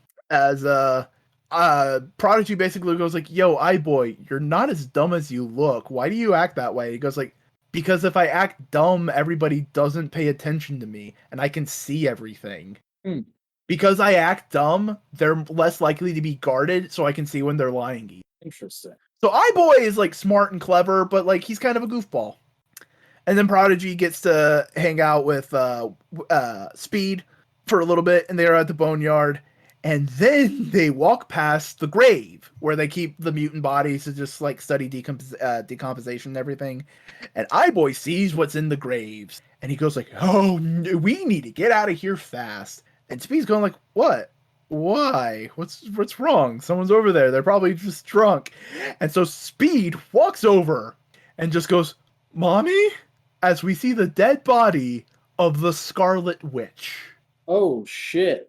As iBoy is trying to like pull Speed back away from Wanda so he doesn't disturb the crime scene. That's 2 deaths at the Hellfire Gala now. What the fuck? What was the other death? Gabby? Oh, yeah. Gabby. But this one's leading into Trial of Magneto. Yeah. And this is also the last issue of X Factor to lead into the Trial of Magneto. It's the same creative team doing Trial of Magneto, I'm pretty sure. Oh shit. And I'm pretty sure X Factor is playing a major part in it. But yeah. Wanda's fucking dead. Shit. Here's the thing. Part of me goes like, yo, this could be a way to bring her back as a mutant and do all that kind of shit. I really do hope it is. That would be nice. Part of me hopes like they can bring her back, but like the council votes no. You know what I mean? Like they can bring her back. She's a mutant. That's retcon. That's a fixed retcon. She can come back anytime. We can resurrect her anytime. We have a backup. We have the thing. We have everything. And Magneto is going like, all right, cool. We need to resurrect her. Xavier's going like, yeah, sure, we can resurrect her. Nightcrawler's going like, yeah, I've worked with her. She's had some bad spots, but overall, she's fine. And they put it to a vote, and the majority vote no. And that would just be heartbreaking. But yeah, that's all the comics I read this week. Well, do we want to end on a little bit of wholesome news that I just found? Ooh, go on the wholesome. Al Ewing, the writer who confirmed Loki was bisexual in the comics, has come out as bisexual as well. Oh, that's nice. Yeah, good for him. Yeah, he's been doing good shit at Marvel. Yeah. Nice. I'm glad for the dude. Definitely. So, that's all the comic stuff we both read this week. I'm sorry I read more and made it really uneven. Yeah. Well, it's okay. I'm still dipping my toes back into film. Yeah. I'm going to catch up to X-Men, and there's a lot of DC books starting this month I'm looking forward to. Yep. So, on that note, do you have any final things to say? And why don't you tell the people where they can find you? Hey everybody, I'm the Vacuuminator. I'm a YouTuber who makes action figure reviews as well as a few other things here and there when I have the time. You can find me at youtube.com/the Vacuuminator. That's spelled TheVacuuminator. This is going up on Monday, and on Wednesday, I will be uploading a video review of the Marvel Legends 80th anniversary classic Hulk and first appearance Wolverine 2-pack. So all you true believers out there will definitely want to tune in for that because it'll be a good old time. I do believe I haven't gotten to editing the video yet, so Could be dog you know, shit. who knows? Who knows? Could go either way with me.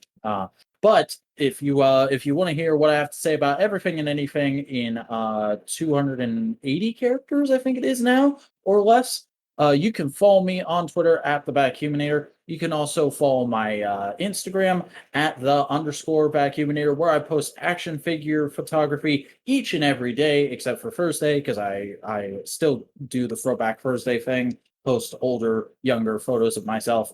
Yeah, that's everything. Alrighty. Hey, howdy. I'm Chris Gaston. I do video essays and editorials on the YouTubes. You can find me, just search Boingo Writer. You'll find me there. I'm also on Instagram and Twitter at Boingo_writer. And for most part, I don't have a ton of things, other things to kind of plug, but like things are gearing up on my end. Gearing up. I'm looking forward to it. No, you're not. Tortured you for 40 minutes with it. I'm happy for you. I'm trying to be the supportive friend. Don't ruin it. Just gonna sit over here and play with my action figures while you do the rest of the stuff. Well, this has been Modular Media Snow Price Podcast. We hope you enjoyed it. Vac is genuinely playing with his toys. But if you like this podcast and you're listening to this on a podcasting platform, hey, follow us on there and tell your friends about it. It's the best way to help us out there. And if you're on YouTube, give us a like, a comment, and hey, you can subscribe to this channel to get this podcast and many more, including but not limited to Modular Components, a weekly show where we just kind of hang out, talk, and things we're interested in.